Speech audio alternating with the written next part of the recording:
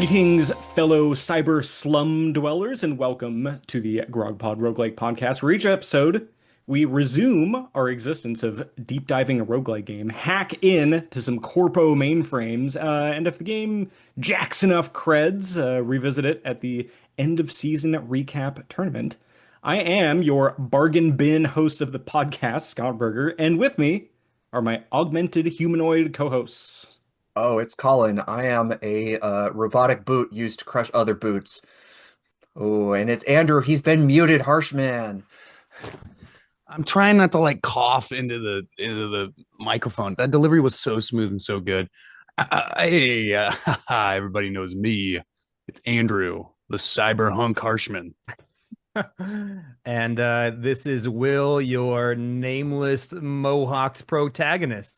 Very aptly put, because this week we are looking at Hard Reset, the app released May 18th, 2026, on both iOS and Android. And this was developed by, I don't know, maybe someone named Will Wright, who Some happens... no name, right? He made The Sims, right? Oh, yeah, yeah. And he happens to host a roguelike podcast. This is a solo dev effort, and it's this person's very first game, which I think deserves the microphone won't pick it up, but a very polite golf clap, round of applause here. I don't have any stats on what the average player time is for that, but maybe if one of the developers was here, they could hack into those numbers as the episode goes on. What I do have so far is as of June 12th, that we are recording today. Happy Trillionaire Day, everybody, by the way. That we have 20 ratings on Apple and 18 ratings on Android. With Android says it has over 1,000 downloads, which is no small feat, to say the least, for a game that has only really been out for about a month or so. But that all aside, Will, you need to use those wonderful Neo-Steel jaws of yours to describe in one sentence, what one does in Hard Reset. Well, let's see here. I should know how this game works. It's something like Hard Reset is a cyberpunk roguelike deck builder with a reset the system revolutionary arc against a fascist oligarchical regime, and all that fun stuff is just the carrot that's powering a behavioral therapy tool, like to like start and build habits, or stop and reduce vices, or just to do one-off to-dos. And so it's essentially a checklist productivity to-do app that is powering this legitimate full game.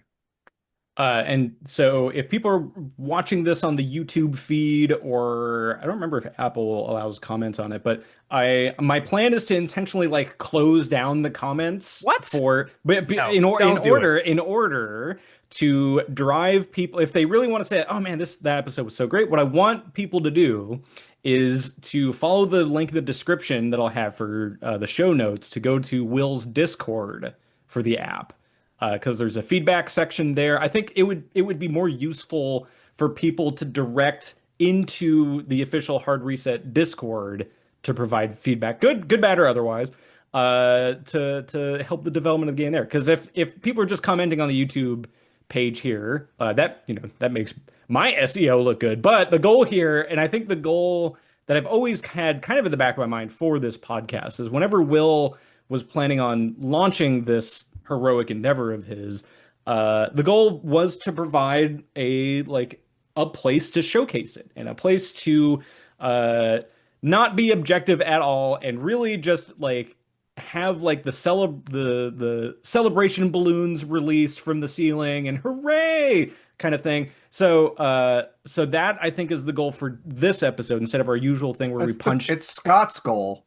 My goal is for an objective thrashing. No, there we go. No, okay. I tend to agree with Colin there. I say rip into it. I know I've got a lot of mean things to say about this, so let's I don't know. The more people want to share about what they hate, the better. If they love to, I would love to hear that. Well, if they want to share that hate on Will's Hard Reset Discord, then they're more than welcome to. But yeah, this is something that's been coming for a long time. Not even just like this was something that, Will, you were working on long before the podcast has existed. That's right. I think I don't remember the exact timeline. I know the full-time work has been since January of last year, so about a year and a half of working on this full-time. And then prior to that, it was about a few years planning with Janet Verwolf, my co-founder. And so we've just been basically thinking about this for a very long time. And the problem that we want to solve, and they're really the reason this all came uh, into the sphere of our of what we were concerned about is that we both worked at a company that was doing a similar sort of thing, where it's a behavioral therapy app, but it's for people with substance use disorders. And so the whole goal of the app was essentially like we need to build something to help people like remember and go to like their AA meetings or to like build their resume for their job applications. And so it's all the stuff that's related to recovery as well as like benefiting their life. And so did a bunch of investigation, what kind, into the science, like what's actually working.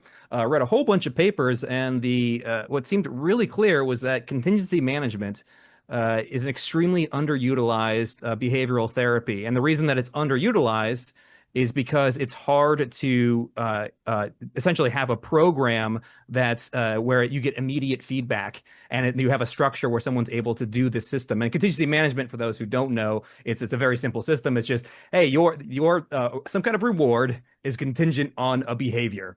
And so, yeah, so once you go to your AA meeting, the way that it was structured was it was kind of a gamified system, but like you do these things over these little quests, and eventually you get in real life gift cards to go like buy stuff at various retailers.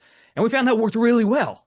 But the problem was, yeah, nobody like money doesn't scale well when you have to like sell this to insurance companies and your pitch is like, oh yeah, it's going to cost you $1,000 in rewards for the year.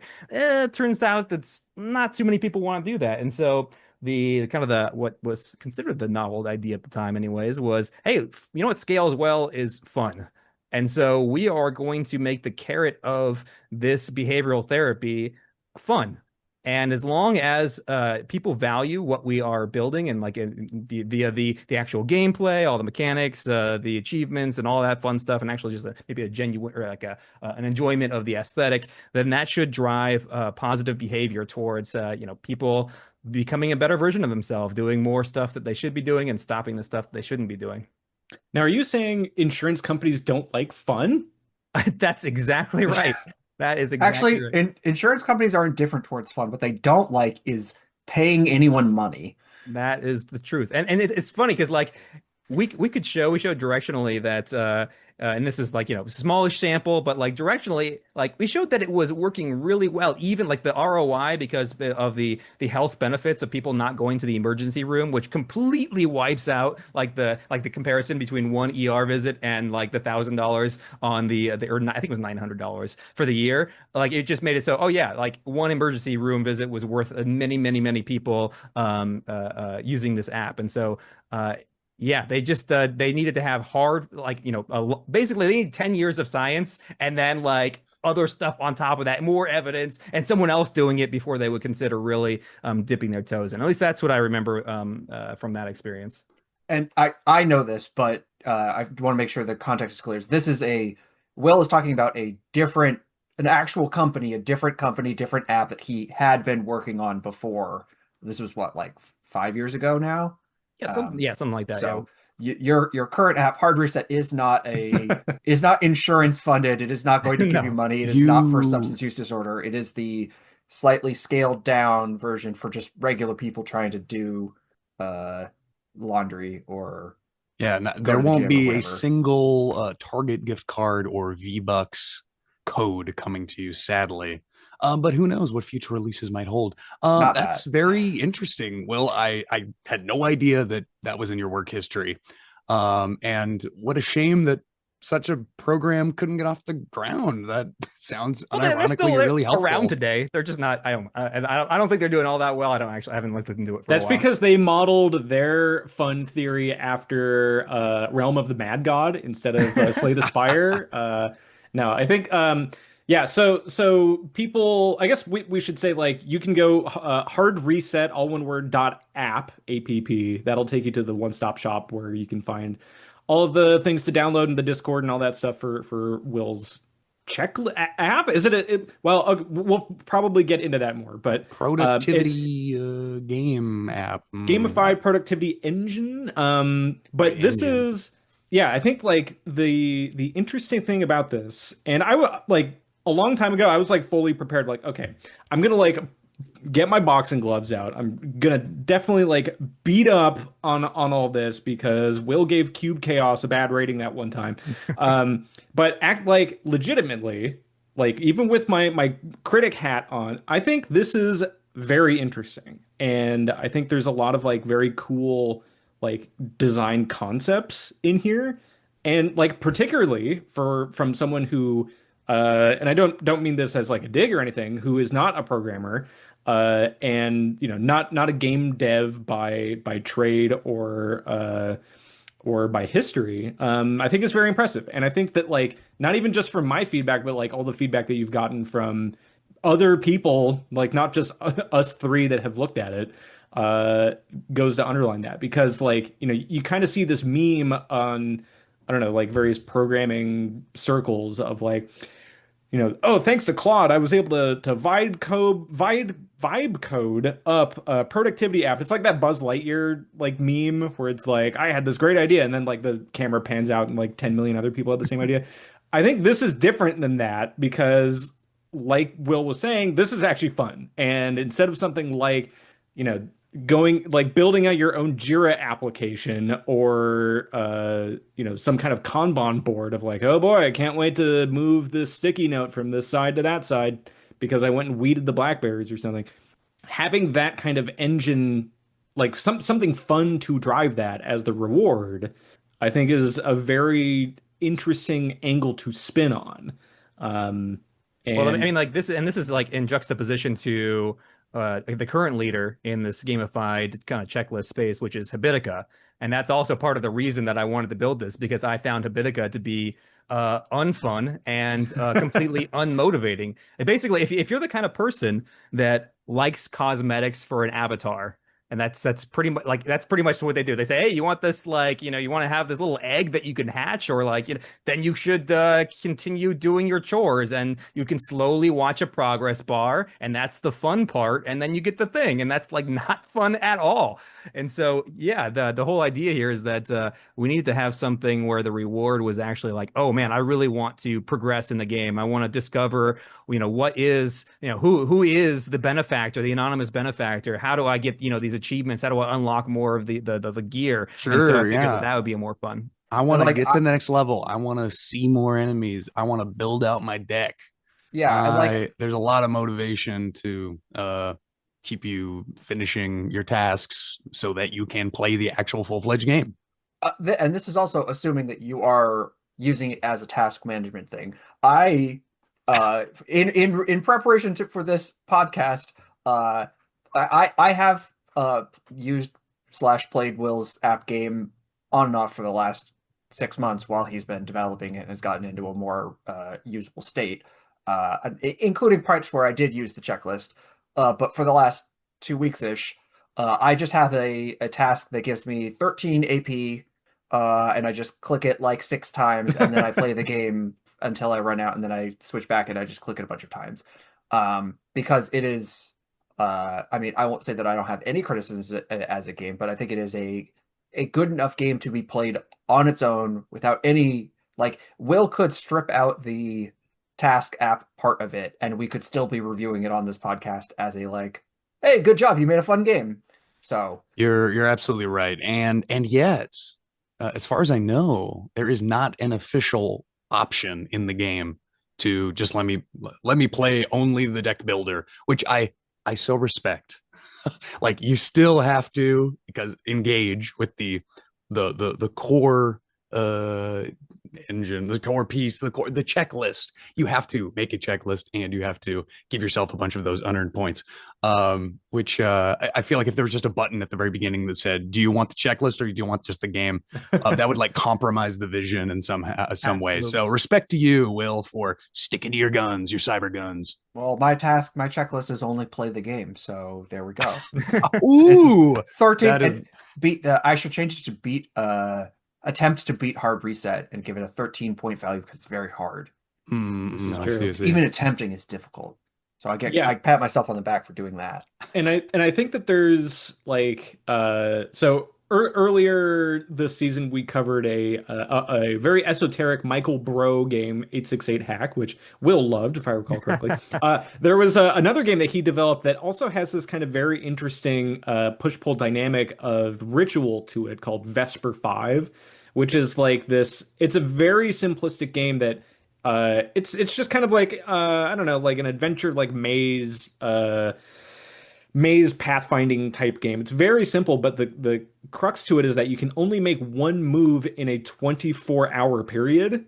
And it becomes like this really big investment of like, oh, do I move up or down? And like, in any other game, it would just be like, I don't know, you just press the button. But you have like this forced restriction to it, which feels like I can feel that kind of echo here to some degree. And I know that's it's not inspired at all directly behind it, but I think it's more interesting because of it. Because if this was like Colin saying, like, oh yeah, just skip the checklist part, then it just becomes another like 1 in 5 million Slay the Spire like.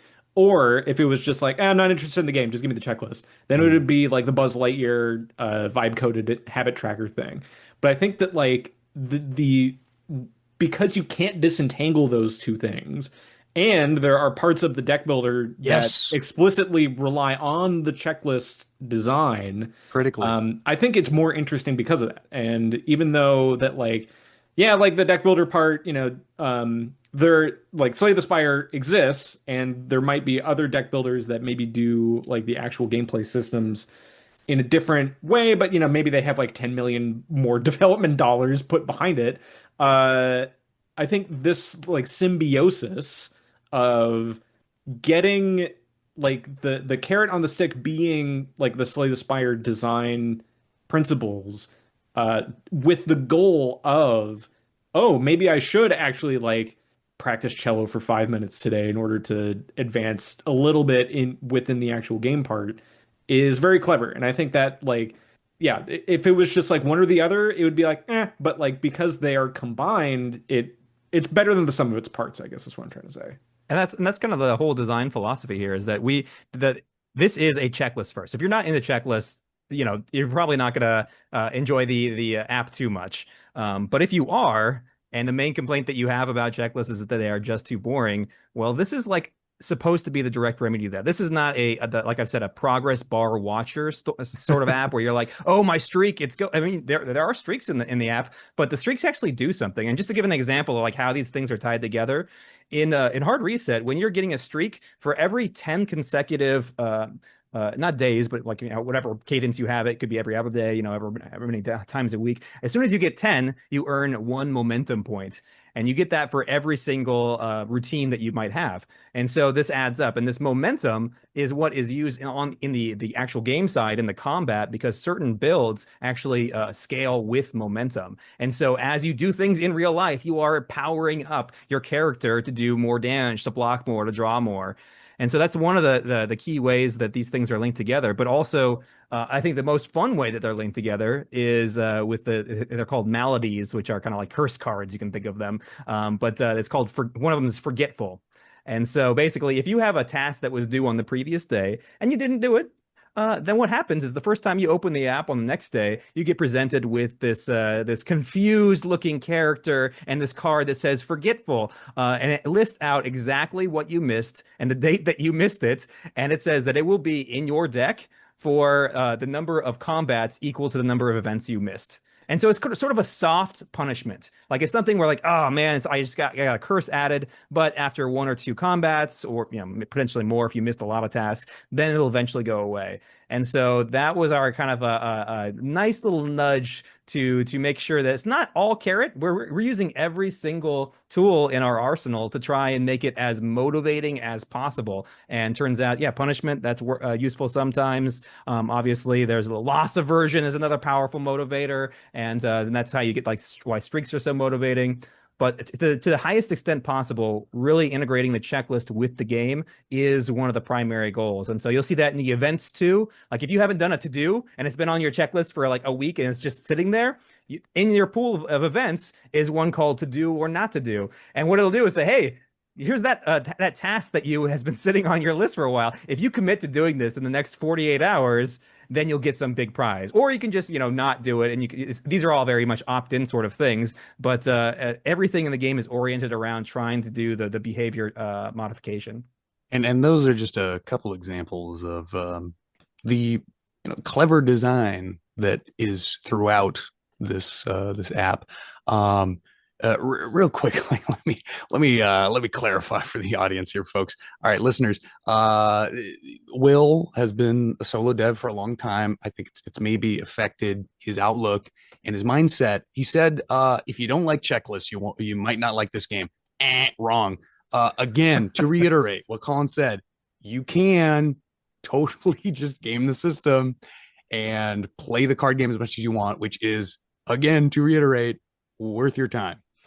Yeah, like even just in the past like a week or so, I've just been having a task that shows up every day that just says cello, and then I just click it and then unclick it, and then re-click it again and unclick it, and then like being able to kind of like jack up my ability or is it action points? It's action points. Yeah.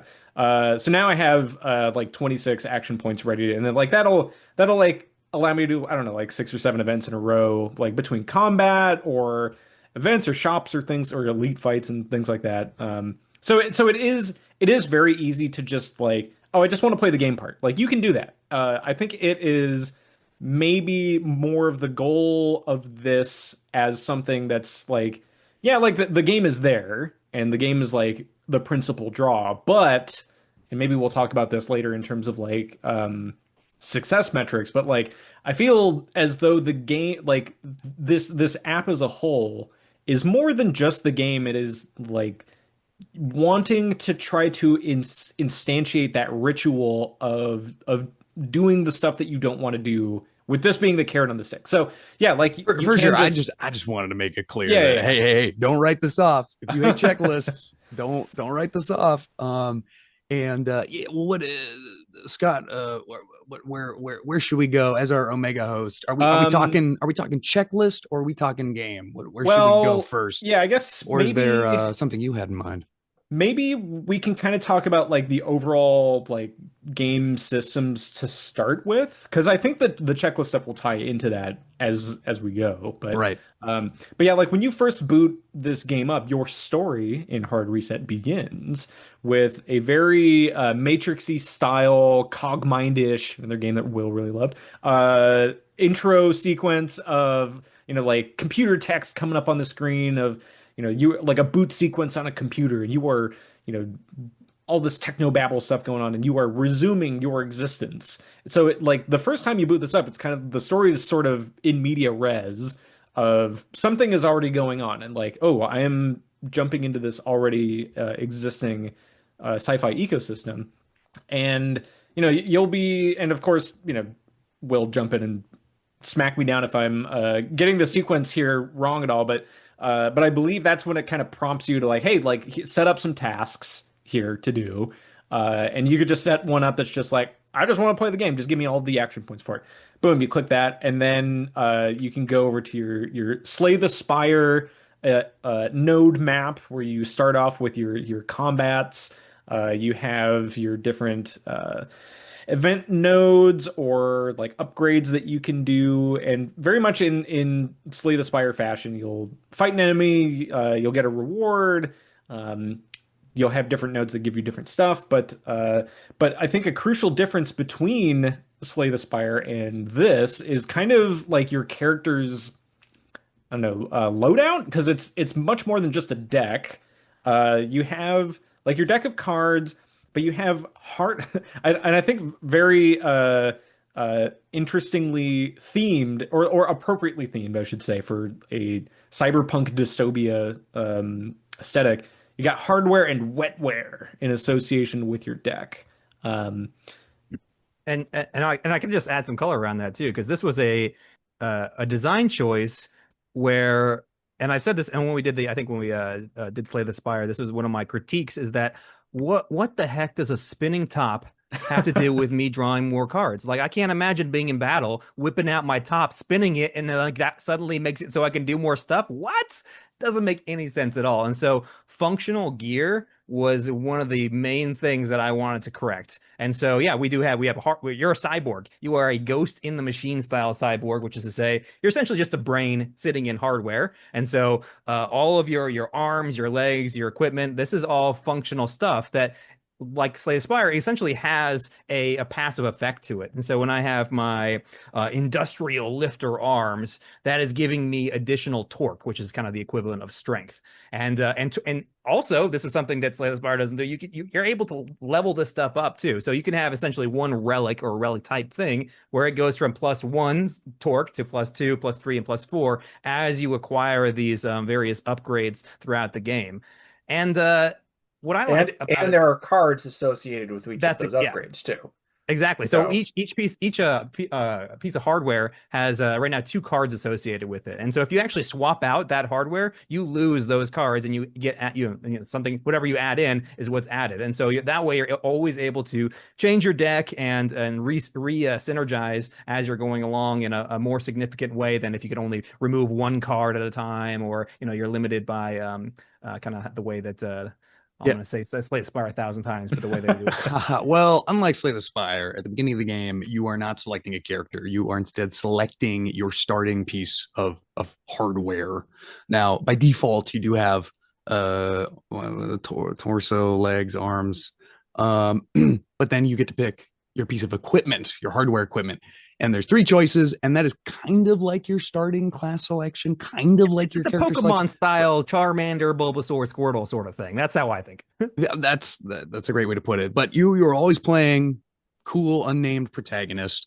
But every time he is brought back to life, as it were, rebooted, resuming his existence, you as the player are selecting on the character's behalf between 3 pieces of equipment. I think the classes are the equipment is less impactful than a full class. Like the difference between Ironclad and Silent is like a whole different game almost. Versus these are you get the same.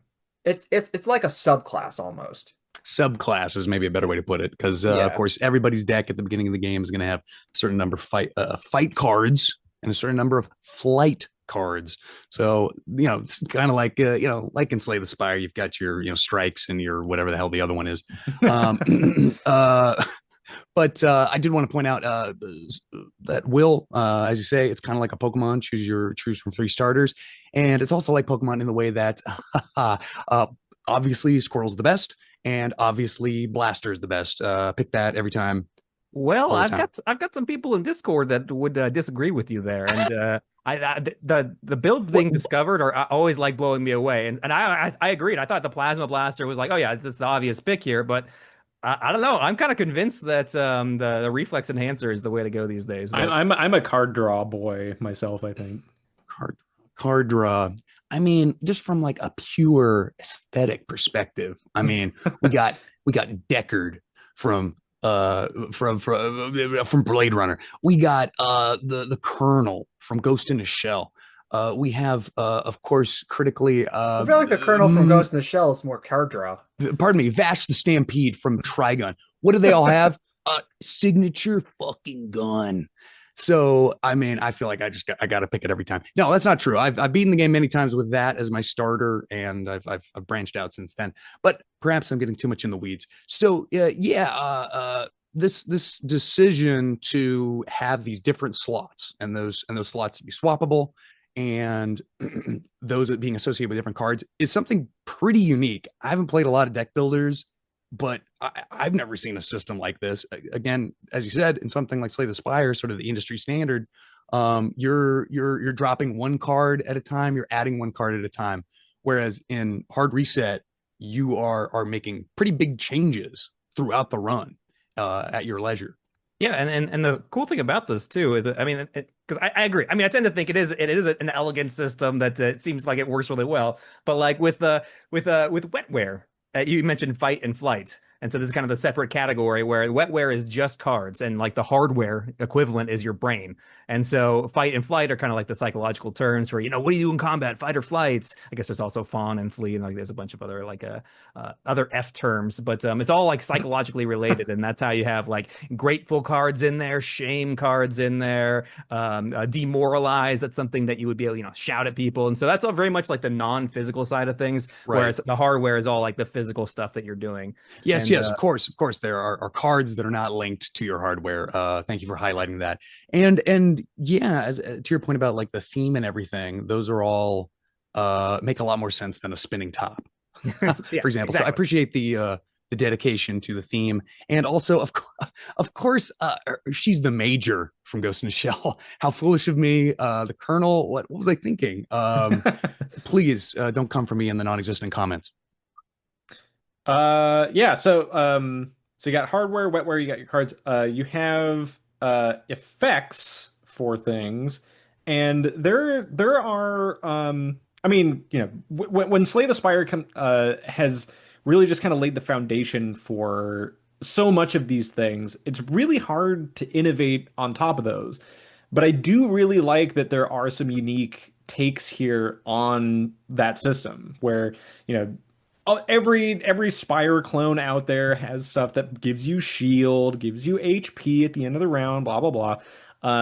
But I don't think I've seen one like deflect that reduces any damage you take at or below some threshold down to 1, or like the egoless effect that you have in here, where all of your skills are now cost 0, but are exhausted or deleted when you play them. That's actually okay. Yeah, you actually named 2 examples, which actually do have a direct corollary. Okay. Oops. Well, again, I'm also comically bad at Slay the Spire, so I have not put 3,000 hours into it, as some people here on this podcast may have. But at the very least, like those kinds of effects, like I've seen them in lots of deck builders.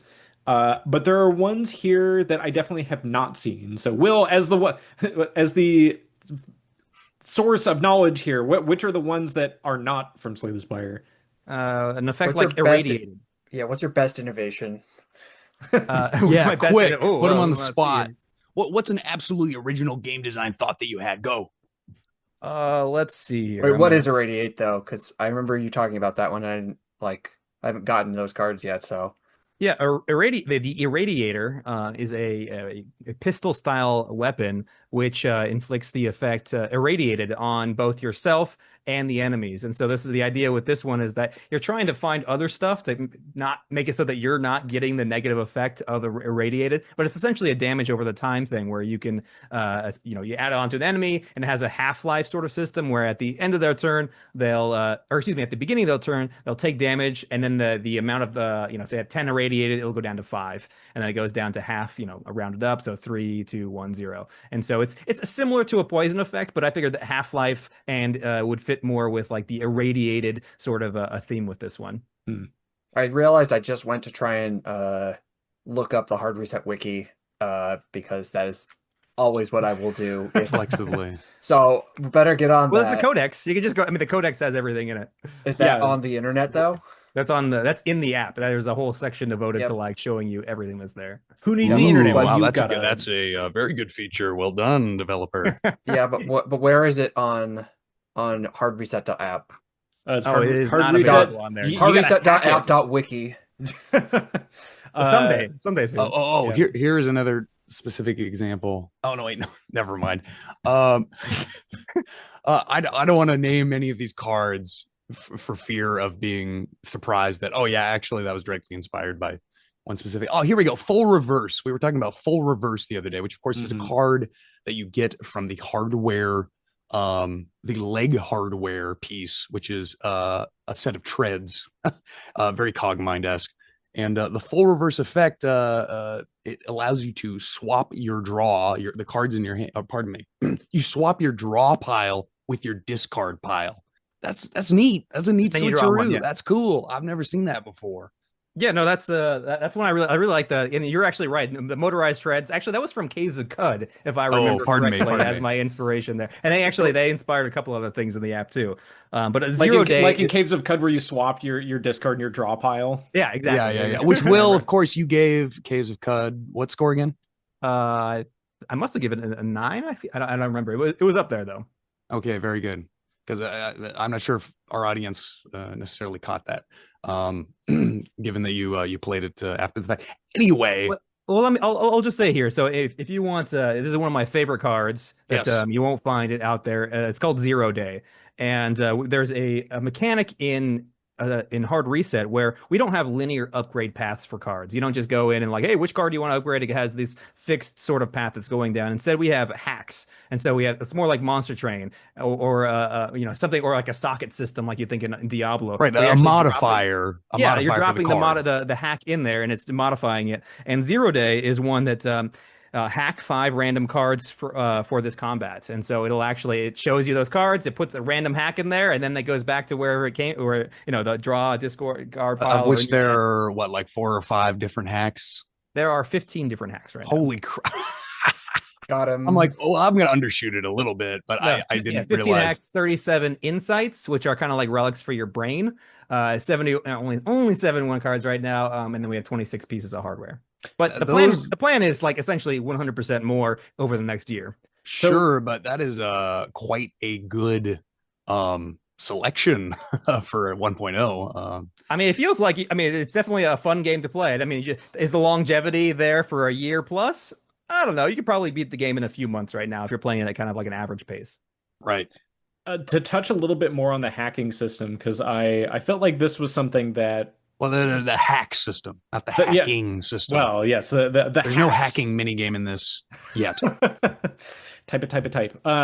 I was actually like very amused in, well, that sounds bad. I was very impressed with the idea that like, oh, so like in like Slay the Spire 2 kind of has this in a more sort of restricted format where it's like you get enchantments on cards, and you have like your card and you have like a little stamp on there that does like an additional thing, and they're very hard and rare to come by, and they can kind of like make or break your deck and all that stuff, and it's kind of a big deal.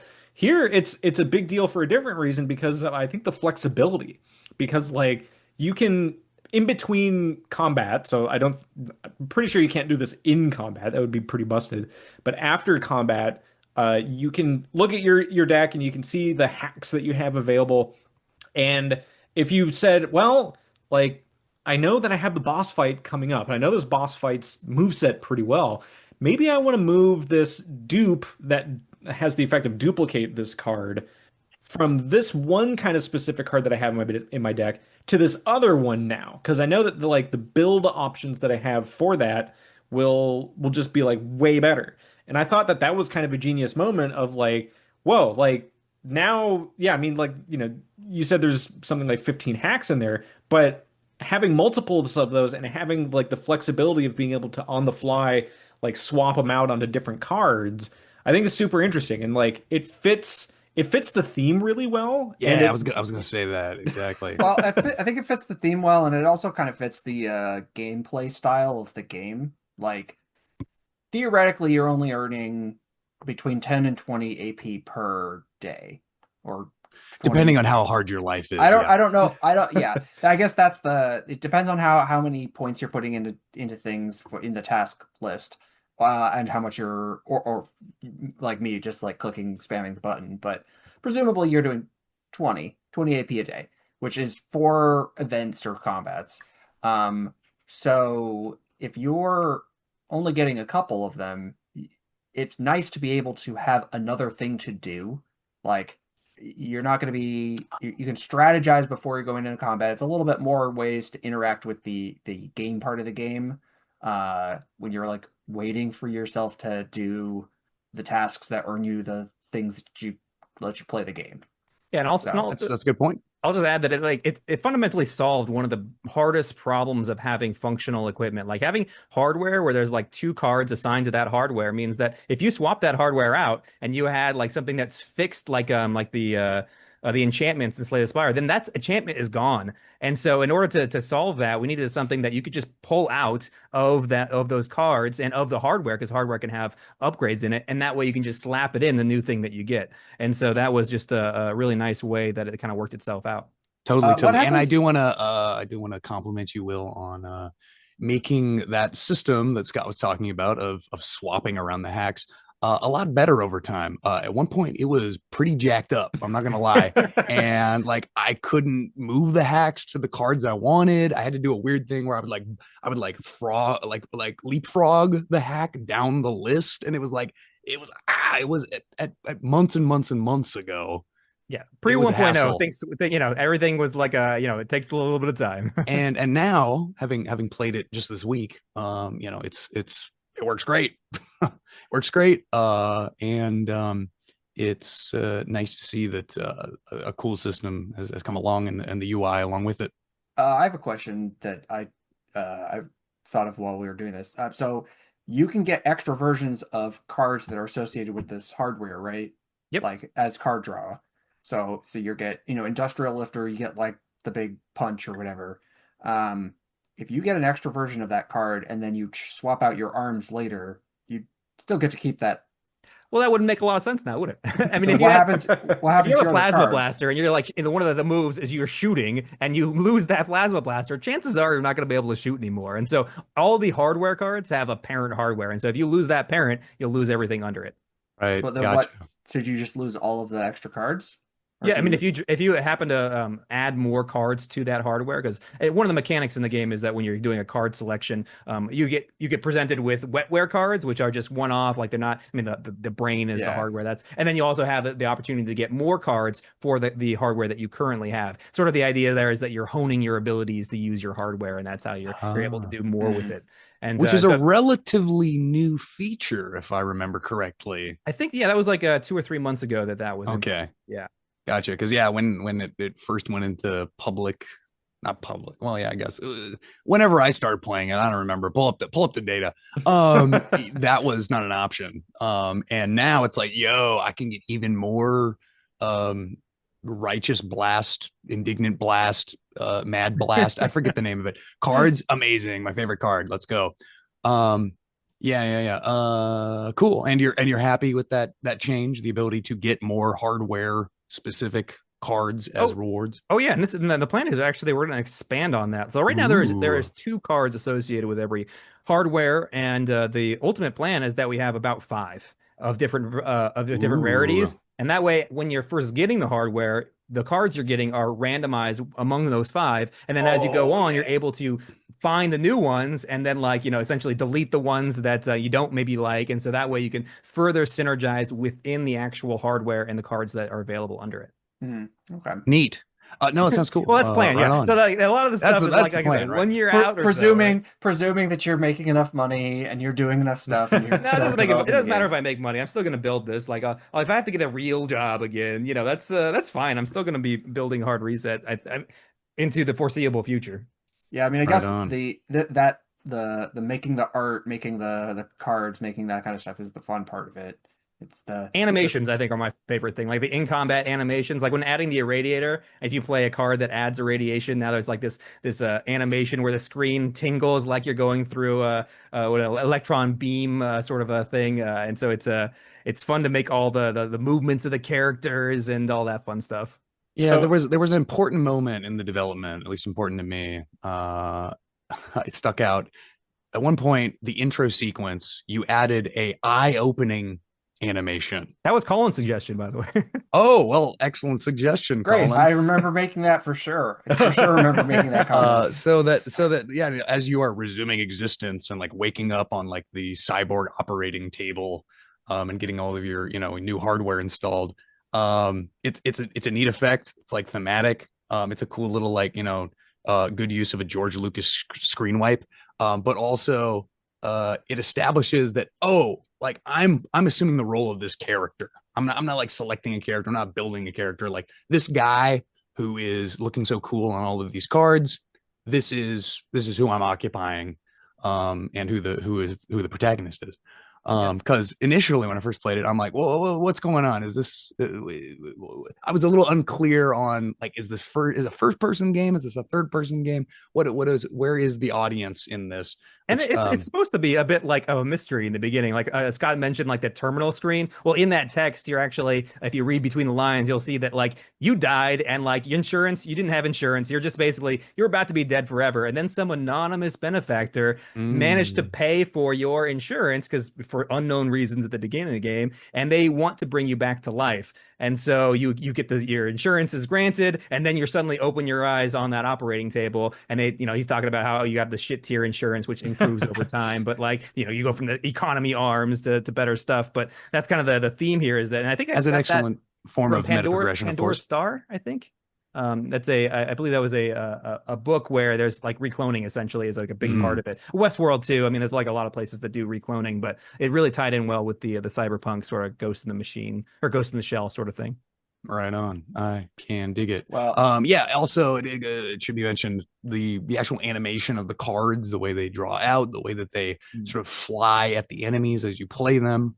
All really nice and like kinetic, and it feels good to play this game and to be whipping and slinging cards around. Yeah, I haven't played many portrait style deck builder games on What's phone. That? But it's a what? Excuse me? Could you underline that, Scott? It's a what? Vertical portrait mode? Wow. That's talk about an innovative mechanic. Unironically, very like you don't see that a lot, as you say, Scott. And it's like the mad lad made it work. I can't remember. It feels like it shouldn't. When you started, was it sideways? No. Never. Day one. Day zero. I was not going to build this app if I had to rotate my phone to play it. And so the first thing I did was like, in the bare bones of the MVP, it was like, can I fit a full hand of cards in a vertical orientation where it actually feels good to play? And I think that's I think we got there. And I don't know. I'm sure there are other games that have like, a hand of cards that, in a vertical orientation, but this feels like I'm just gonna pat myself on the back this entire time. It feels great. It is actually really. No, I think that's one of the actual like genuine innovations. I've always every time I play this Spire phone app, I'm like a little disappointed with how janky it feels. And I think that your app is at least as well, like feels at least as good to physically do the combat as Slay the Spire, which is has got a lot more money put into it than your. And of course we understand that like there are games being ported to phone to mobile that were not designed for that, but I don't care. Okay, well I give a little bit of not for a game like Slay the Spire where like they absolutely have the money and the ability to, if they wanted to port it slightly differently, they could have. That's a good point. In that case, yeah, they got the cash, they got the gold. But this, I was just going to say, this game was designed from the ground up. We're hearing it from the dev himself that was a design goal from the very beginning. And yeah, I think he pulled it off. I was playing it in line at the pharmacy the other day, picking up some new cough medication, and I mean, yeah, I could have been hunched over playing it with two hands. I could have been playing a game in a landscape mode. Barbaric. But it felt good to be able to stand up like a real proper human being. And you know what I found myself doing? I was doing the pose, in GoldenEye when Pierce Brosnan and James Bond like walks in or walks out of a scene, and he's kind of like he's holding his gun upwards vertically, and then he's got his other arm horizontal. Everybody, you guys know what I'm talking about. 90s kids. That's the pose. Is you can play, you can have it right to your face, and with one hand be commanding the entire game, which is great. You can be on a bus holding the bar with one hand and fighting oligarchs with the other. So true. Fighting the AI. And it may sound like I'm goofing around, but like it makes a difference. When I play like Balatro on a plane, like I'm holding my phone with my left hand, and then I'm like kind of like stabbing at the screen with like my pointer finger. Awkwardly like holding it between your two fingers and like yeah. like weird claw grip. doing so. Yeah, exactly. That's no good. I'm glad that we Whereas all with hate hard that, 'cause reset, it wasn't you just get me to who hates that. Yeah, you I won't say that all phone games must be vertical. I think there are some Racing games where games. it's like if you are playing it at like the closer it is to like a full real-time video game, the more I think having it be horizontal is sure, appropriate. Like I wouldn't want to play a phone racing game and have it be vertical. Like that would be ridiculous. sure, that Um, makes sense. but Yeah, uh with hard reset, you can use your phone to play the game in the same way that you use your phone normally. Like you don't have to goof around with it. Very all good, right. good stuff. I all right, now that we're done with the time patting Will on the back, Yeah, I give me want to some talk criticism about here. no, I mean this is an actual criticism, but it is something that people will talk about. So you made all of the art with AI. Correct. Uh I didn't write any code either. I don't even know how to write Dart code for Flutter. Like, I feel like people care less about vibe coding the code bits and they care a lot more about the art stuff. that's true. Like I think the art is for the most part pretty good. But I know that some people are going to just be upset about that directly. Um, Some people, some people on this call. yeah, including Andrew. I mean, I feel like Will gets at least a little credit because he put like many hundreds of hours into like tweaking all of Oh, it. sure, yeah, he used more water to generate it. Sure, that's better. No, Yeah. I kid. Kind of. Yes, Will, you have what seems to be a more refined and thoughtful way of generating this art. It does not reek of AI slop. It reeks of like intentional choices, intentional iteration, and the end result. I mean, it's hard to deny that. Yeah, it looks pretty good. This game looks good. And Yeah, most of it was animated too. I think that was the thing. I didn't the slop art, I think is just mainly like your static stuff, one shot prompt. But the animation, I feel like when you play a game like with Hearthstone, or I'm thinking of Monster Train, where there's like each card is actually animated. Like that was something that I just knew I needed to have here. It's just such a better visual experience.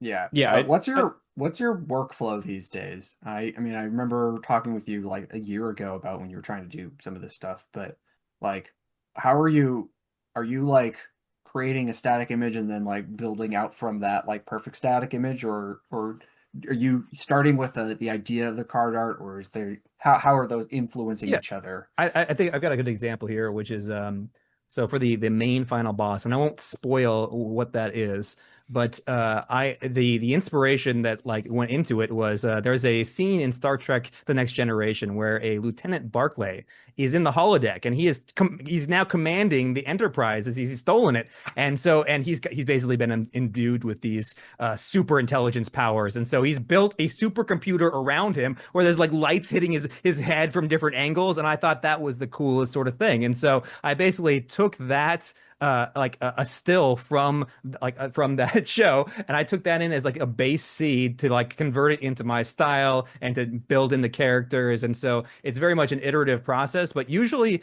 I'll come into these things with like at least a rough idea of the result, and it's a process where along the way, if I see something that catches my eye, then kind of like the thought the vision updates, and then eventually we kind of like work together in a sense to get to a final result. And to be extremely charitable, it's not unlike an illustrator might take a image that they find inspiring or a pose that they want to replicate and put it on a light board and and sketch the rough outline, trace the rough outline of something as a basis, as a piece of inspiration.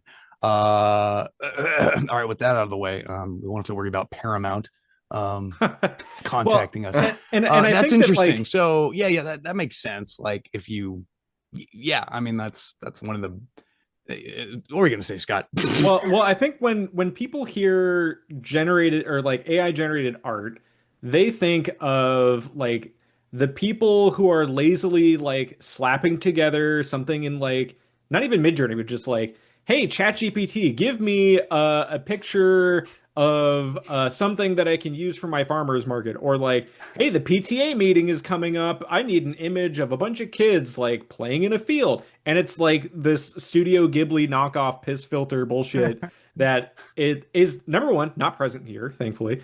But that, that, I think is what people think of immediately when they think of AI generated art.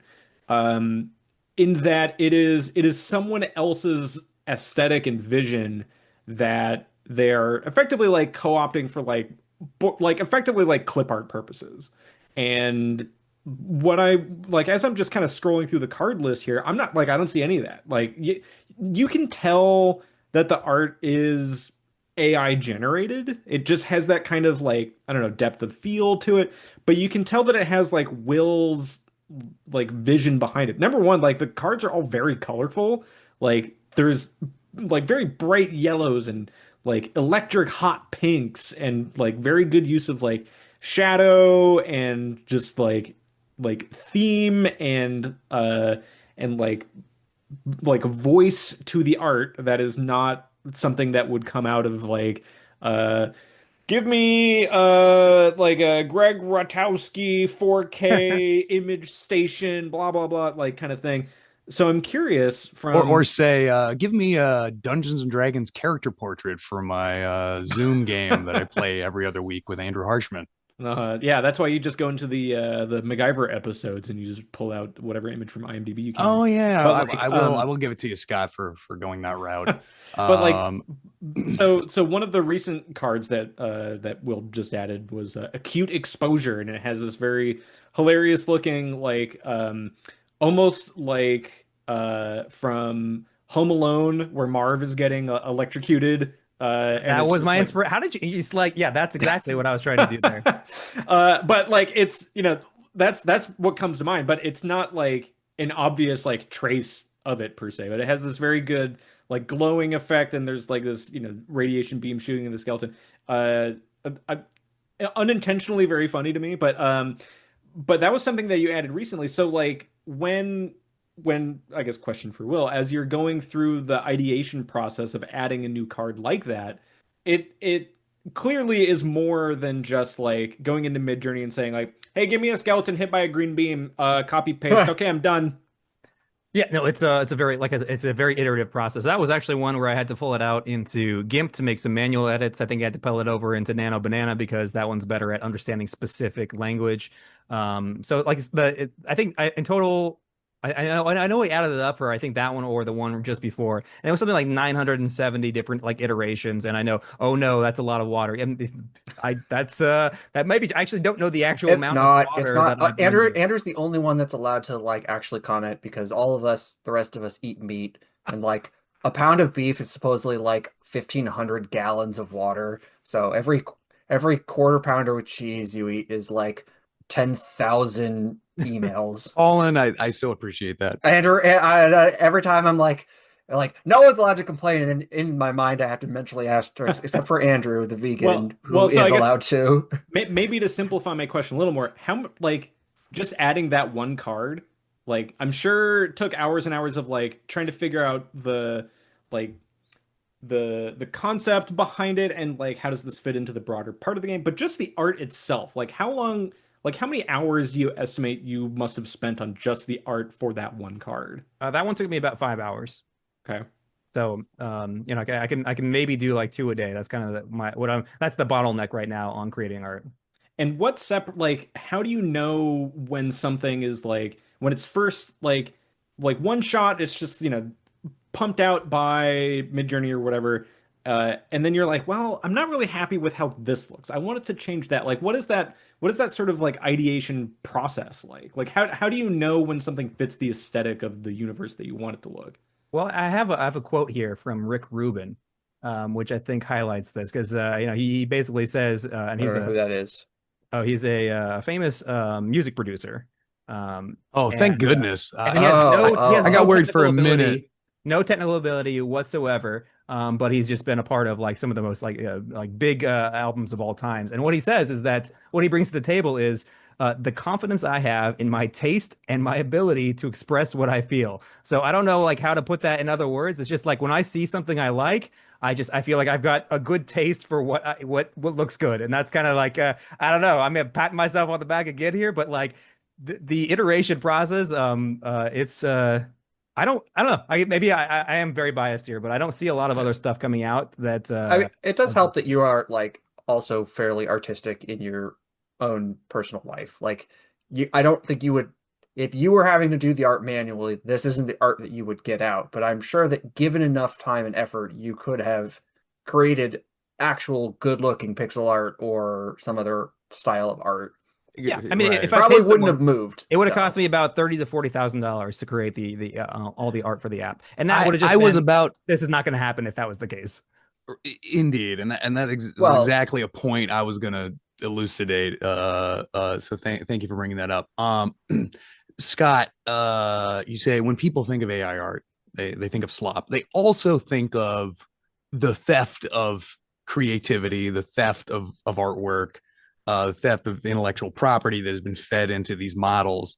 And obviously, I don't condone that. I don't like independent artists, the like digital Pinkertons showing up and like breaking their brushes and stealing their paintings and taking it off to the Grok factory or the Midjourney Yeah, factory to throw it into a vat. I'm still waiting for my $3,000 Claude copyright settlement check for them ingesting my book into the model. So Yes, that'll so come in true. someday, hopefully.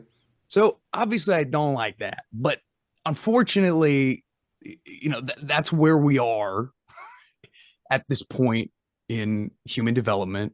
And this is a tool that is, at least for now, legal to use at a reasonable amount of money so that a solo developer has an opportunity to generate artwork for an entire deck builder.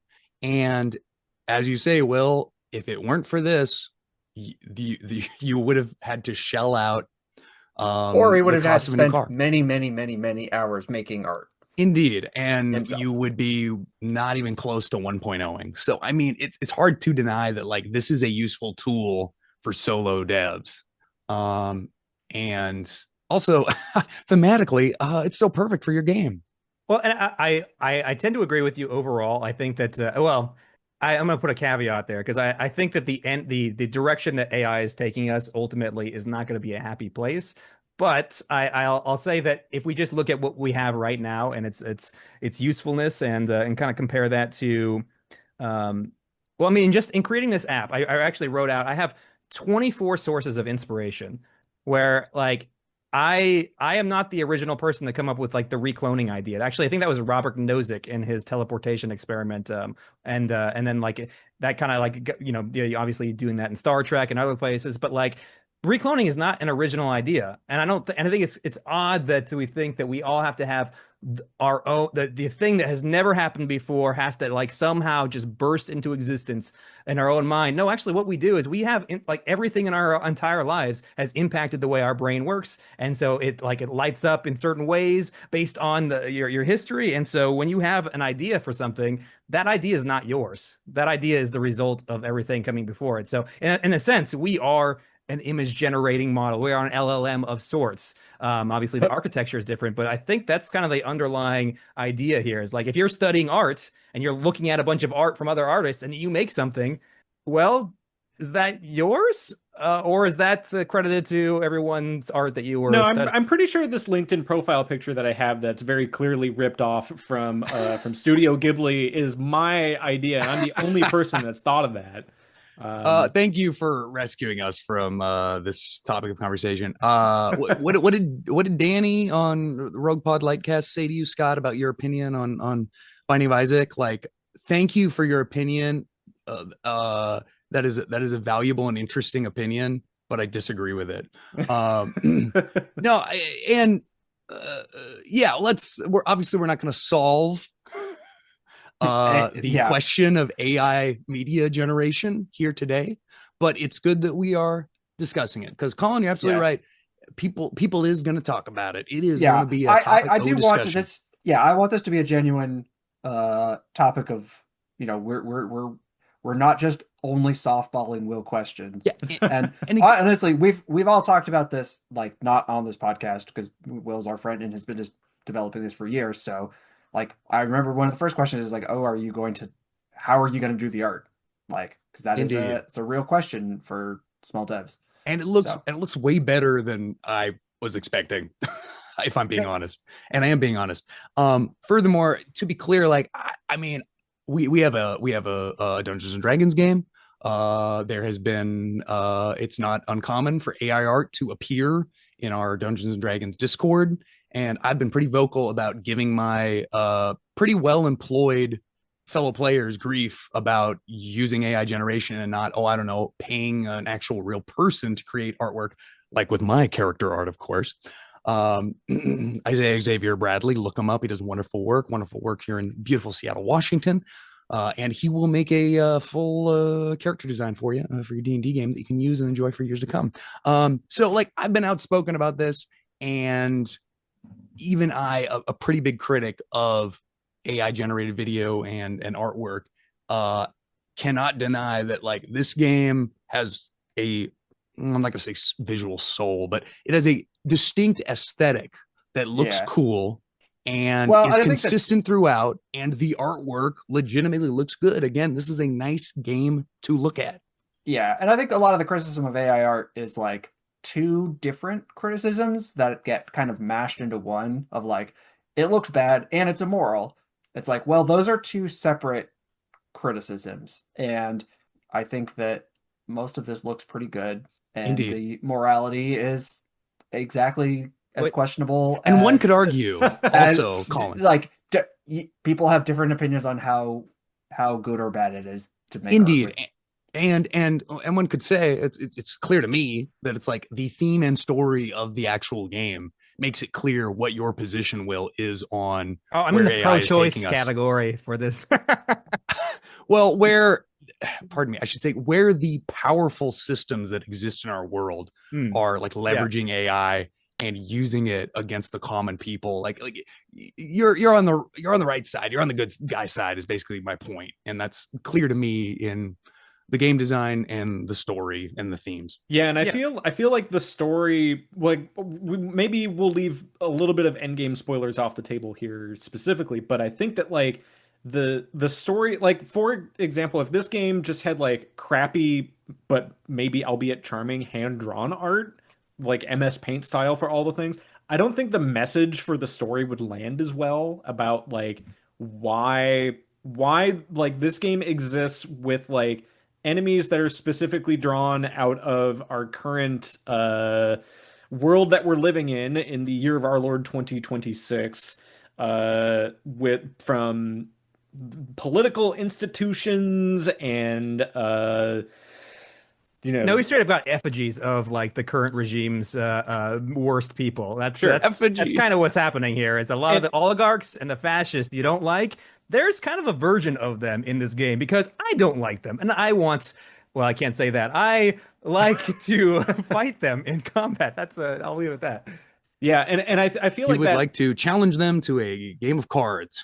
It's and feeling like a not so distant future every day more and more. Yeah. And I feel like that impact is maybe lost a little if like you're trying to do this big heroic boss fight as like you like this scrappy like uh um slum dweller taking on like the rich and powerful powers that be. If that, you know, oligarch is represented by just like a stick figure, maybe that Yeah. loses a little Yeah. bit of impact. I don't know when the last time I like disseminated a piece of artwork that I made, but I have kind of a, I don't know, Sunday morning cartoon style. No, that's too good. I have a like seventh grader in the middle of chemistry class drawing on the back of his notebook, like or a textbook style, um, of like kind of cartoony artwork. If the card art was my art, if you had commissioned me to do grayscale, kind of goofy, cyberpunk, Far Side, bad imitation of Far Side or The Simpsons, this game would be objectively worse. Like that's just the art. The art does elevate it, and a big part of cyberpunk is how it looks. Like there's obviously political themes are the main thing, but also there is a visual that you think of and that cyberpunk is about, and the art does a good job of that. Yeah, it's supposed to be like a kind of a gritty comic book style is kind of the theme that I went with. How about the I'll music just I though? want to add that what was that called? So how about the Zing, zing, music zing. though? Oh yeah, the music is exactly what I wanted to. I left my the music on this one. There is no music by the way. There's no music. There's no sound. Which I Um, think is probably more appropriate for a phone game. I think that is a more allowable choice than if for like a full PC game. Yeah, and I do want to like give a little bit of flavor for this story because we're kind of talking, I don't want to give away the end game like sort of like twists and turns, but I'll say that like your goal as a character, you're kind of a revolutionary protagonist here. Your goal is actually to basically give the system a hard reset, and you go through and fight the oligarchs, fight the big fascist leader, and then eventually you're trying to destroy the AI that has empowered the oligarchs and the fascists. And so it's very much a mirroring of what we're seeing right now in our society. And so this whole game is in a sense like my way of venting my frustration about how the world works and the direction we're headed with all these, the 0.1% having all the wealth. And yeah, Yeah, it's I do feel like it is perhaps extra topical that today is the day that Elon Musk $1 trillion. has become a trillionaire. It's like, Yeah. oh, what terrible, Oh, terrible, awful timing. I didn't even know what you were talking about Yeah. earlier. Like Uh, great, cool. wow, One so one cool. further step on our way to an actual cyberpunk present rather than cyberpunk future. Oh, Better start growing with a out my mohawk.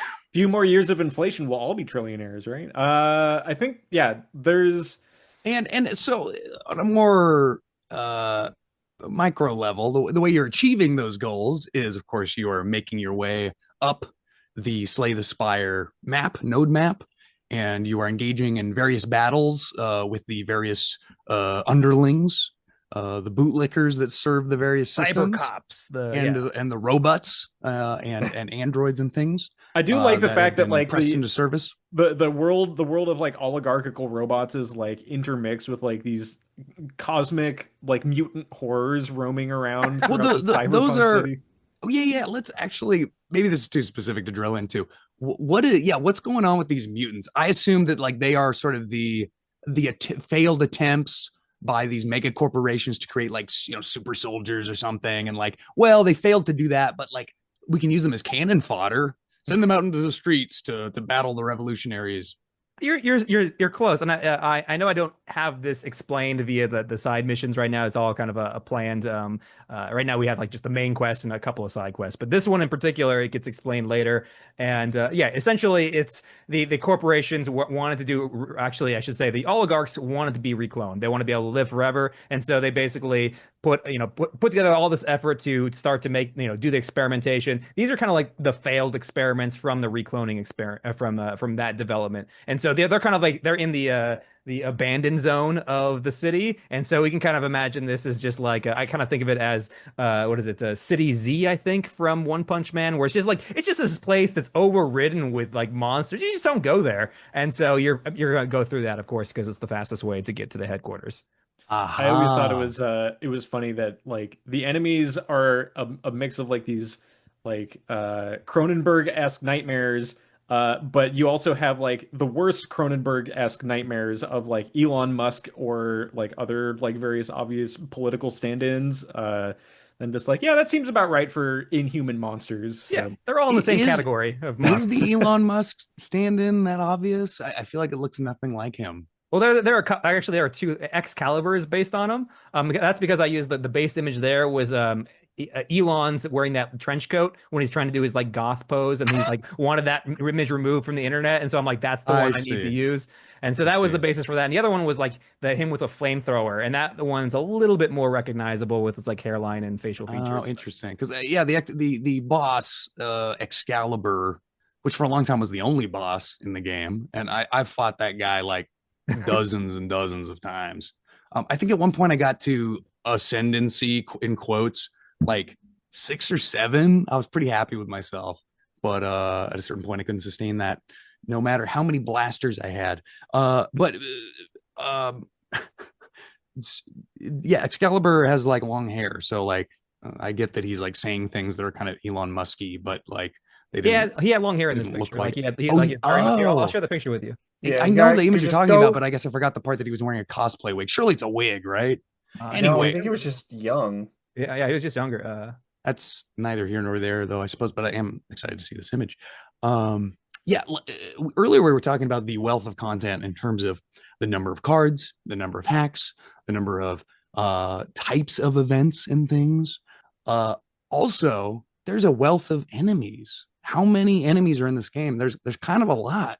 There are 21 enemies at this point, including or not including bosses, including the bosses. Including the bosses. So What's again, another number I hope to double. Okay. Yeah, right. Well, again, great for a 1.0. And they are like particularly brutal fights where I was expecting like, oh, what's this? An Amazon delivery drone and like its little helper support bot? No problem. Oh, that's not good. And that was like almost every other fight in this game where it is not easy. Like it is like I've put a decent amount of hours into Slay the Spire 1 and 2 and some other deck builders, and I consider myself of average skill, but yeah, there are some steep hurdles to climb, like the clankling enemy who is just like a robot who has kind of like the TV embedded in their chest that has a very menacing like pumpkin carved out face animation, which I think is very great. But like they operate in tandem with each other where they have like a combined strength, and you can interrupt them by attacking them.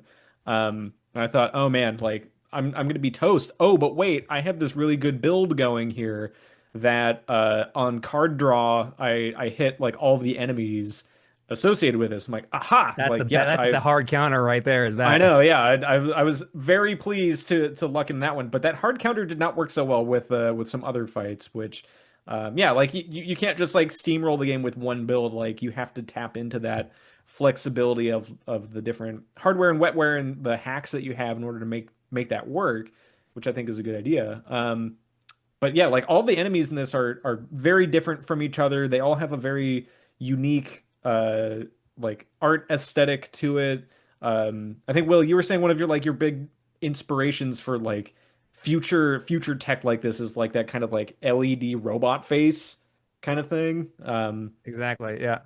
And I think that's very well done here. But yeah, I think like the draw for like the Screech Elite, where it's Stephen Miller with like a microphone, allegedly, Your Honor, for entertainment purposes, with a microphone arm and a loudspeaker cannon for another arm. And his mechanic is all about like spreading hatred as a debuff, but it's a buff for him, but it's a debuff for you. And so I do take a lot of pride in like the all the enemies I think are unique. I'm not copying any Slay the Spire, Monster Train, any of that stuff. These are all hopefully at least somewhat original, and they all challenge specific build archetypes too, which is another like really important thing to do with enemies.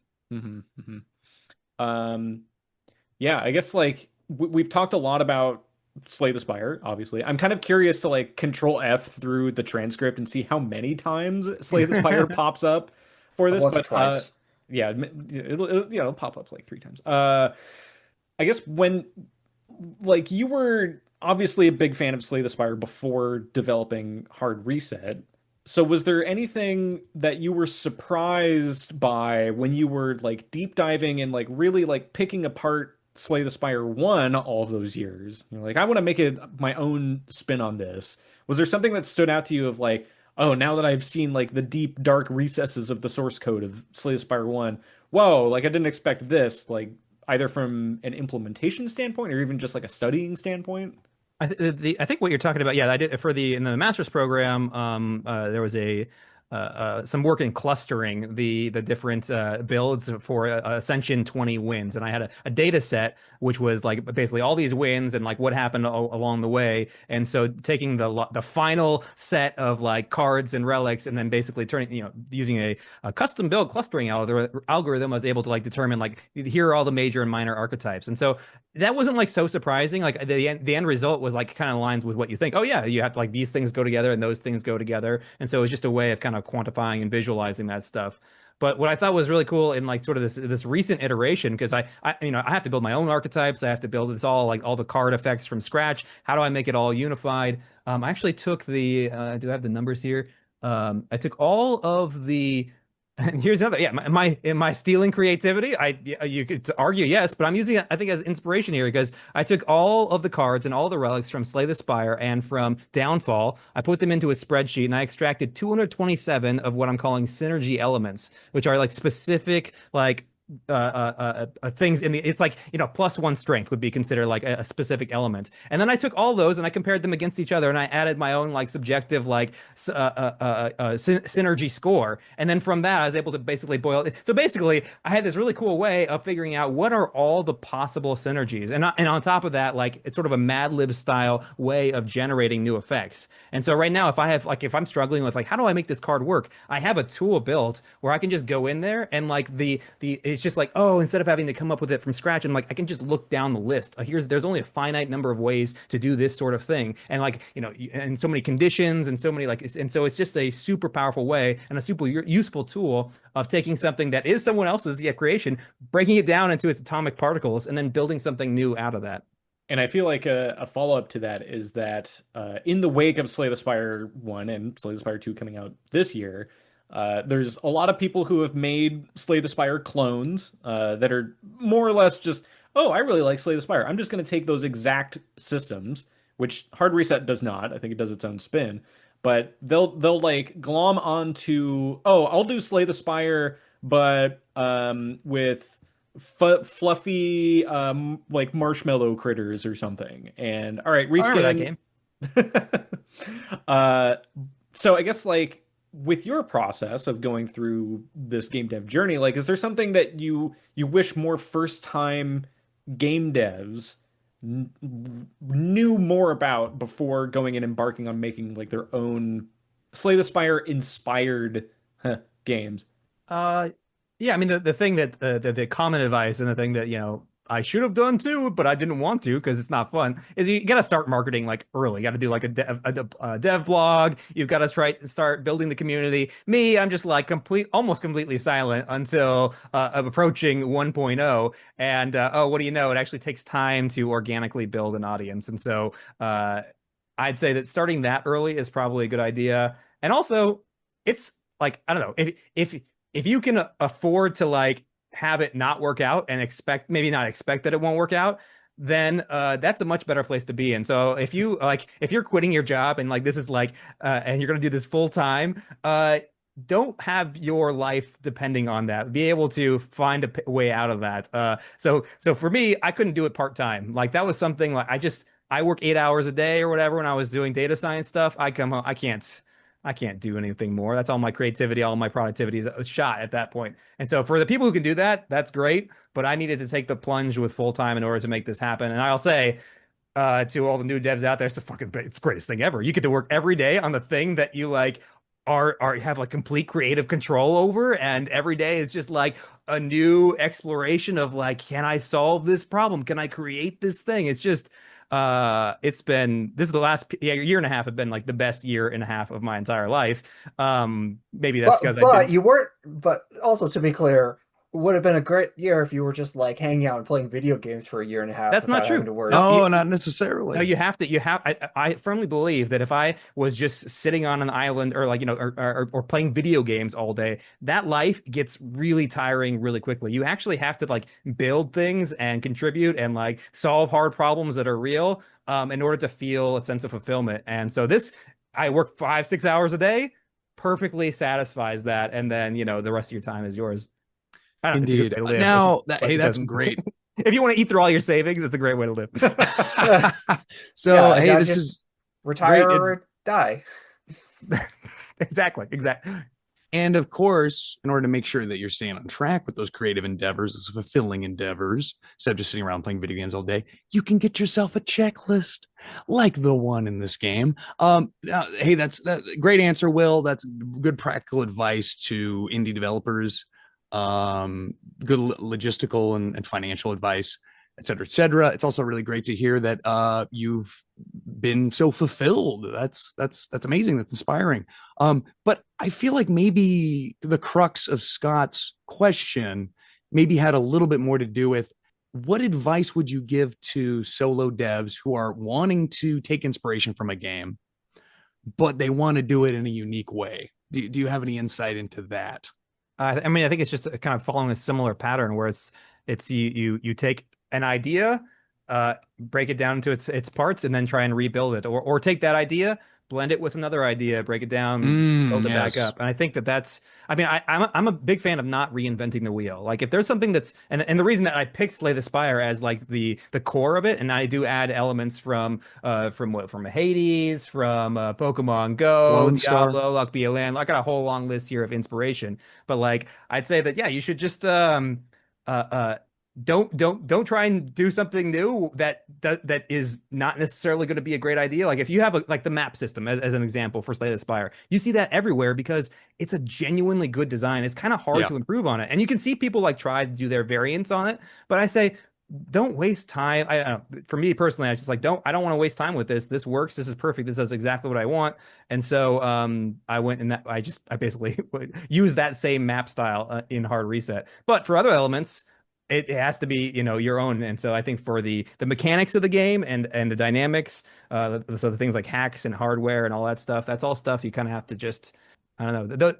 Those were solving very specific problems, and so oftentimes the creativity comes out of like, what do I do if people want to get rid of like hardware? Oh, we need to have hacks so you can transfer things around. And so I don't have any great advice there. That was all No, like a bunch of mumbling, but it's yeah, think harder. Be more I think that's creative. I think Like, get more ideas. I mean, sure, I think sure. that's- Also, the undervalued, or not undervalued, but like a very successful game design strategy has been, let's take two good ideas and combine them. Yeah. Is something that you mentioned earlier. Sorry, Colin, what was it? What were you saying? I would say like, and honestly, a lot of times you end up with like you take two ideas or one idea with a twist, and then the logical progression leads you off into a path that wasn't quite expected. Yeah, Like yeah, so, 3 out of the 4 of us, Will excluded, play in the same D&D campaign, and I took over DMing like halfway through our first campaign. And I was like, well, I want to put my own twist on the world, the whatever. I don't want to just be playing in exactly the same world that our previous DM, who was now a player. So I was like, we're gonna go off into the sea, into the islands, and I had like the world that had been created before, plus like a couple of random facts, and the way that the world ended up was way different than I thought it was going to be initially, because it's like, well, if you take A and B and C, the logical conclusion, as you like work your way through, you end up with something kind of different. And I feel like that's Will's kind of describing the same kind of thing, where it's like, well, the fact that it's a cyberpunk world imposes some logical things that create different outcomes. Indeed. Actually, I just remembered like the more technical way of putting that, and this it's an ERRC grid, and that's where you are taking something that exists, you are eliminating part of it, you are reducing another aspect, you're raising an aspect, and then you are creating. And so you're taking a base idea and going through that process, and as a result, you're basically turning that into your own thing. Which of course I don't know where I got that. I think that was a marketing before. communications class or something. The marketing strategy that came up. Oh, ERRC is everyone knows the MBA marketing strategy course is the best place for game dev ideas. I mean, there's a lot of good the Blue Ocean strategy, ERC, crossing the chasm. There's a lot of good ideas. Synergies. Synergies. If you will, yes. Synergies. Yep, definitely. Hey, I got while we're in the Q&A section, the unofficial Q&A section of this episode, I got a question. No consumables? There's activated effects and plans for basically more activated effects. Like right now, your overshield that sits in your hardware tray, you can drag that out and play it like a card right now. I know it's not super visible, but you can essentially play it like you would a potion. And so in the future, yeah, there are plans, and there's specifically hardware with like grenades where that will be something that works like what you're talking about. So the grenade bandolier is in the queue for new hardware, but is not yet complete. So, pardon me, there is a consumable, and there will be more. It sounds great. And you know that grenade animation is going to be so satisfying and sweet. Very good, very good. Also, I'm asking this question now with the hopes that by the end of the episode you can provide the answer. Which of us played the most? I actually did not dig into most. I'm gonna say it's you though. I'm Yeah, pretty sure. I Yeah, think it's like Andrew. you making a lot like throughout the development process, a lot of really great feedback, and so I have to Oh, you're imagine too you kind. played a ton, and I really appreciate that. You're too kind. You're too kind. Honestly, I feel like I could have been more vocal. No, there is a pretty vibrant and active Discord community throughout the beta period, which has been great to see. I pop on there every once in a while, but there are some pretty dedicated players which have been giving you a lot of great feedback and have undoubtedly improved the game vastly as a result of their comments and your open ears to those comments and that feedback. Yeah, I somehow the FPS meathead, the guy who does not supposedly doesn't like deck builders. I played a lot of this game, and part of that is that it really takes advantage of the platform, which is mobile. And a big reason that I played a lot of it was because it's in the palm of my hand. It's convenient. It's right here. Cool. Let's rock and roll. Let's do it. And it's been a lot of fun seeing all the different iterations and all the different updates. And yeah, I currently um, I'm trying to get out of my my blaster oriented starting deck predisposition. Yeah. So Have I'm you, like Something have you like branching got that. out. the I'm branching spider out. Got a forms? blast. Have you unlocked the spider form starter? The starter? Oh No, I yeah, have that's not. there's a if you get spider form in all, which is basically spider legs in all of your slots, you'll unlock that starter, and then you can, and that's arguably that might be the best hardware. It has Ooh, a interesting. HP absorbing abilities. I Yeah, I I did not know wanted that. to unlock that, but I didn't have, I was like, I think I will die. I like calculated, I was like, yeah, I'm pretty sure I don't have the HP to Oh, you're talking about from the event where you're from the offered, event. Yeah. yeah, Yeah. and I love that trade-off, right? Where it's like, oh, you can spend HP to get more of these things, and that HP is increasing, and the big unlock is only after you get all four, so it could be Yeah, I was potentially like, I really just took, I painful. ended up taking just one of them because I was like, wait, this doubled. Check, check. No, absolutely will not. I only have like 14 HP left after taking the first one, so probably not. I'm Indeed. Scott. curious. Oh, yes. Yeah, Yeah. Andrew is bringing up a good point about the hard reset Discord, which has seen quite a bit of activity, a lot more activity than I see from other like indie dev Discords, actually. So there's a pretty surprising amount of stuff going on there. So if you were to join, you have quite a lot of stuff to look through. Yeah, shout But I'm out to curious. the folks on there that are just there every day, like and giving me all this feedback. I really appreciate that stuff, and it's really great too when you're able to post the bug or a feature you want, and then the next version that comes out. Oh my goodness, that makes me feel so good. So I'm curious, related to that, has there been anything that players, either in the Discord or otherwise, that you've been able to observe that players of Hard Reset have done uh, with the app that has surprised you? Like, oh, I never thought in a million years people would do this with it. Yeah, no, there's a an insight. Interest never sleeps, and this is one that might be a little broken as one of my players has discovered. Because if you get that early on, basically the idea is that you get 10% more creds every node you travel, and turns out exponential growth is if you can get that in Act One, it will give you an insane amount of creds. And creds in this game you can use to buy all the upgrades at the shops. You can get any hardware you want. And so you're basically all the hacks that you want. And so it's a way of turning essentially this one insight into almost an infinite money glitch, and I did not You, expect that at all, and so that's why I mean it's still in you the just app have to right have now. You the can do that, and that's the thing is I want to allow builds to be broken and crazy and all that stuff because it's not fun to just tamp it down and not have those in there. I just want it to be rare enough, and so I you just think have that to start sending the creditors after, or the bank's enforcer after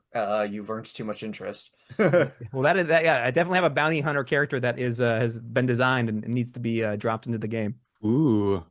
This seems like a good opportunity for us to talk a little bit about our own strats and our own decks. Hey, fellas? Yeah, I mean, I'm objectively bad at like all Spire-like games because they require so much thought put into them, and like also like Hard Reset itself also requires like some actual strategic planning involved with it.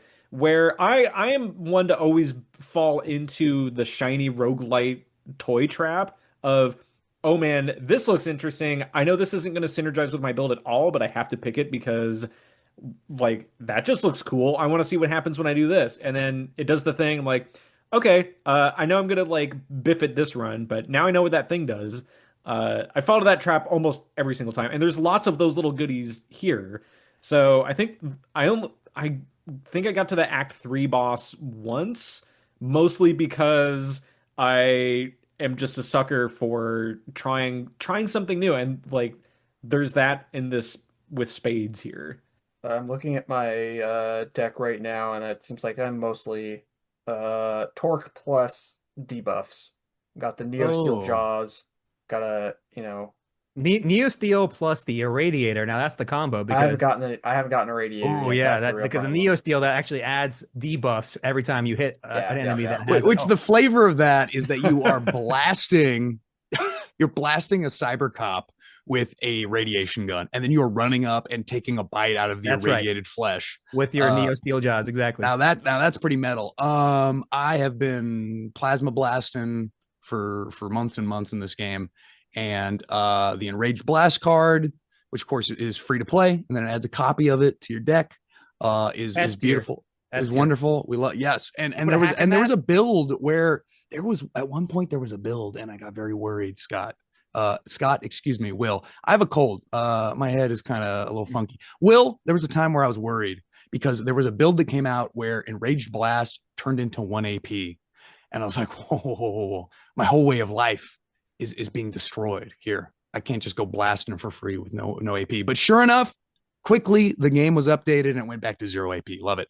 I felt that pain too. I'm like, you know what? The whole fun of this is that it's a zero cost and it duplicates. I just need to balance it in a different way. Well, And it so I think also that you added the it like subtracts four block, which I think that's an interesting like mechanic because it very much is like when are you playing this? You have to make sure that you're playing it like as the first cards before you do the other stuff. And exactly.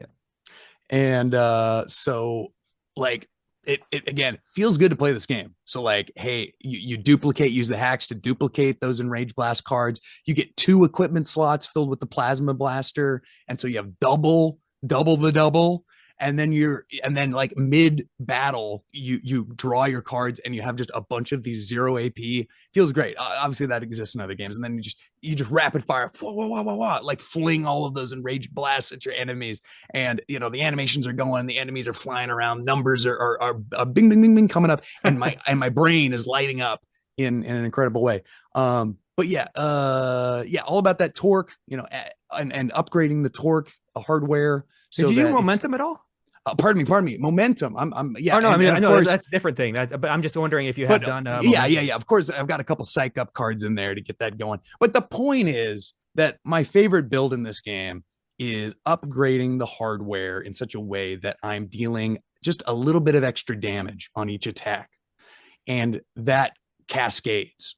So like, every attack I'm dealing an extra, 1, 2, 3 damage, but I'm slinging out so many attacks that really adds up. And that is, of course, really exemplified in the leg slot item, Machine Gun Kick. Oh yeah, no, that's where Machine Gun Kick attacks like something like 4 times, and it's like 6 times. six times. And so I'm dealing an extra, 3, 4, 5, 6 damage on each of those individual attacks. And ooh, mama, does it feel so good to melt a boss with your machine gun kick and just bah, bah, bah, bah, bah, bah, he's flying around, and again, bing, bing, bing, bing, bing, brains lighting up. And also, what a pleasant, lovely visual. Wouldn't we all like to chain gun machine apart some horrible cyber criminal? Actually, that was One Punch. If I remember correctly, Machine Gun Kick comes from the cyborg in One Punch Man. I remember he was like that was one of his moves, and I'm like, oh, that's so cool. I got to get that into the game. I'm gonna And write that I down was in my here other... thinking it was a Grindhouse reference. But also one of my recent builds, I was doing a lot with one of the energy, or pardon me, one of the hardware items that gives you extra energy, and like I was getting my energy bar just like huge, just massive, ginormous, and it was great. So anyway, all that to say, there's a lot of ways to play this game, and I'm sure it's very, as you've referenced, Will, really gratifying and surprising and fun to see people coming up with builds that you hadn't even conceived of. One other question that I have in here, before maybe we start looking at the wind down period. Other than like an obvious like sales creds metric that's coming into your bank account, because there is a way to donate money for this game, either with a monthly or just a one-time drop fee. Other than like a monetary signal, what are some other signals that you get either from like the app or player activity that kind of indicate to you that Hard Reset as an app or tool is successful in what it's trying to do? That's a great question. I tell you what, I don't really know at this point. It was like in the past 2 weeks where I started adding event tagging and getting the telemetry set up, getting BigQuery tied into it. So now I can start to do queries, but that's like it's not retroactive. So I have to like I've got a marketing push right now, and I'm really excited to see what it shows with these new users, especially your 1, 2, 3, 7 day, 1 month retention rates. Those are, I think, going to be the most important because that's the whole thing here. Is like I'm betting that like retention will be really good because it's a fun game, and that I guess we'll see on that.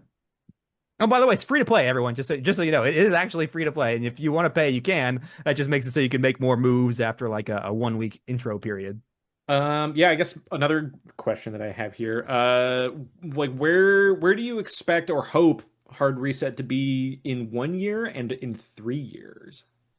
Well, in 1 year, it would be nice if I had the 2x content complete. I'm imagining that about the year time frame is when I have the web app complete because it's nice to be able to like, if you're at work or whatever, you don't have your phone, like it's just nice to check things off there. And then having all the content for all the archetypes, all the new gear and all that stuff, and all the new events, all the NPCs, because I just really want to buff up all that stuff because all the core mechanics, the bones are all there, and as well as a lot of a lot of the muscle and flesh, but not all of the muscle and flesh. And so that's my hope for 1 year out, and 3 years. Uh, that's a great question. Ideally, this is a great success, and there's enough revenue to like let me like continue to build this stuff because I've got a lot of other app ideas, and they're all in this space. And this is like by far the most ambitious. But I'd love to make more of these sort of gamified productivity apps. And the goal here has always just been I want people to live their best lives. And I think the biggest problem that human beings have, or I should say the second after greed, is that we have a problem with valuing our future self as much as we value the present as hyperbolic discounting. And so these are all just ways of tricking our brain into doing the stuff that's good for us. And so if I can build more apps to do that in 3 years, and I mean, by all means, I'll keep developing a hard reset, make sure that everything's working and build more content as needed. But at some point, I feel like actually, I'll phrase it this way. When you can play hard reset for 1 year and the content feels fresh throughout that entire year because you're still getting new things, you're still unlocking new things. That's really the goal. Because I think in 3 months, that's kind of what you have right now. You can build habits in 3 months, and it's kind of like right now. There's a quarterly program you can pay for, right? And that's kind of what I imagine someone would play hard reset for, is a 3 month sort of like a hard reset of your skill, of your what you're doing in life. But 1 year is really the long term goal because that's when you've really built strong habits, and you're able to really cease doing something you want to stop. Does that answer your question? I feel like I bounced around there a bit. Hell yeah. Sure, yeah, we'll say it answers the question. Yeah, because I was gonna ask another question of like, what criteria would make this feature complete in air quotes, Ah.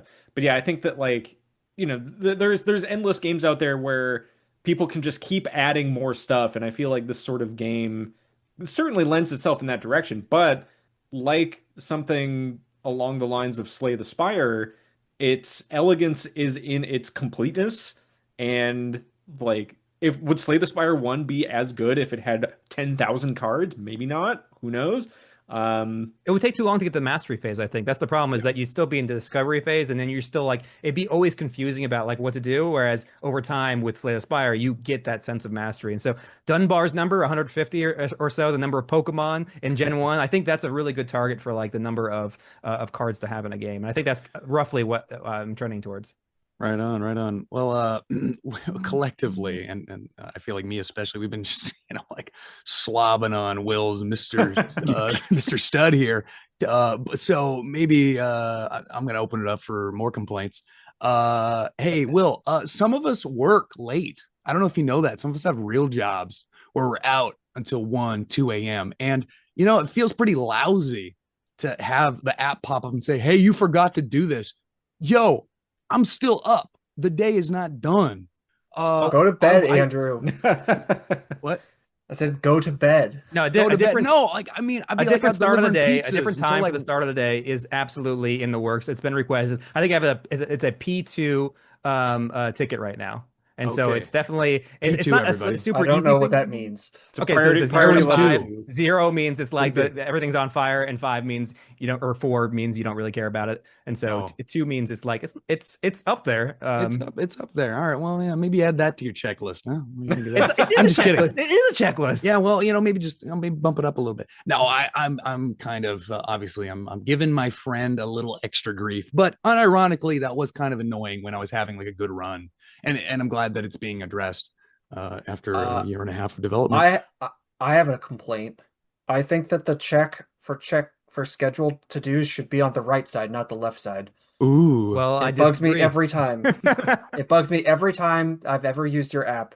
I click the wrong side to check the check. Well, thankfully, you could just tap the other one. It's not a big deal. But the design decision there is inspired by the fact that the check mark is on the very left-hand side, and as you go down the line, you want the plus to be aligned with everything else, because that the left side then is indicative of completing the thing, and so that's why it's in that order. But I understand. I thought about that a lot, and I went back and forth, and I decided, this is how it's going to work. What Will's trying to say is a skill issue. Get good, noob scrub. Yeah, exactly. Yeah. That, of course, that makes sense. Scott, what do you got? Let's grill this dev. Let's see. Well, so in all the Google Docs that I do for this program, I always have like a general discussion, a good section, bad section, and like final thoughts. My bad section here, I don't know, like I don't have anything there because I didn't want this episode specifically to be like a takedown specifically. I wanted, like, for me personally, I wanted this to be a build up and elevate and showcase kind of thing. And yeah, if we're just glazing well for 2 hours, that's fine. But I can complain. I know my big complaint is that there's just not enough content. I mean, there's like I said, 3 months is not really enough. And that so is such a what's my biggest weakness? I care too much. Not enough content is a real problem. I mean, like in a lot of games, and so I feel like there's still a lot of work to be done. I think that is an actual, like, that is also my probably biggest gameplay complaint is like, if you're not very good at the game because you haven't learned it yet or you haven't gotten any of the meta progression, you see the same cards pretty often as rewards. Here's a complaint if I had to put one in there. Just to be with the crowd. It makes my phone hot. What? Like my Your iPhone, phone? like yeah, like I'll be like having it on my phone and like I'm noticing my phone getting like noticeably warm while playing it, and I'm like, I'm pretty sure it's just the fact that I have like a 10+ year old iPhone. Yeah, you think? That has something to do with it. But I mean, like, this game is graphically at the maximum for like what. Like, and it's surprising to hear that maybe, but like the card floating animation paired with like the holographic oil slick, and they're all rotating and doing this, and the background's moving, and like there's just a lot of stuff going on. And you can actually, there's a setting in preferences where you can disable, you can go into low graphics mode, and that turns off all those animations, and that should help a lot with the heat issue, because that is something I noticed as well, and that's why I put that in there. Oh, I didn't even see that there was a preferences. Oh yeah, I knew about it. Was added last week, but there was still oh my god, fast mode, hell yeah. Ultra, there's Ultra now. Oh, there's Ultra. Now, at one point, wasn't fast mode the default mode? I think it was always like in the mediums. It was like that was like 0.66 out of the, and so it was like 0.33, Oh, 0.66, and 1.0 is fast, and now you can go 1.5 I with see. ultra. Because at one point in development, I did notice, I'm like, is this running slower? And then I went in and I was like, oh, there's speed settings now. Got it. Very good, very good. I had another one.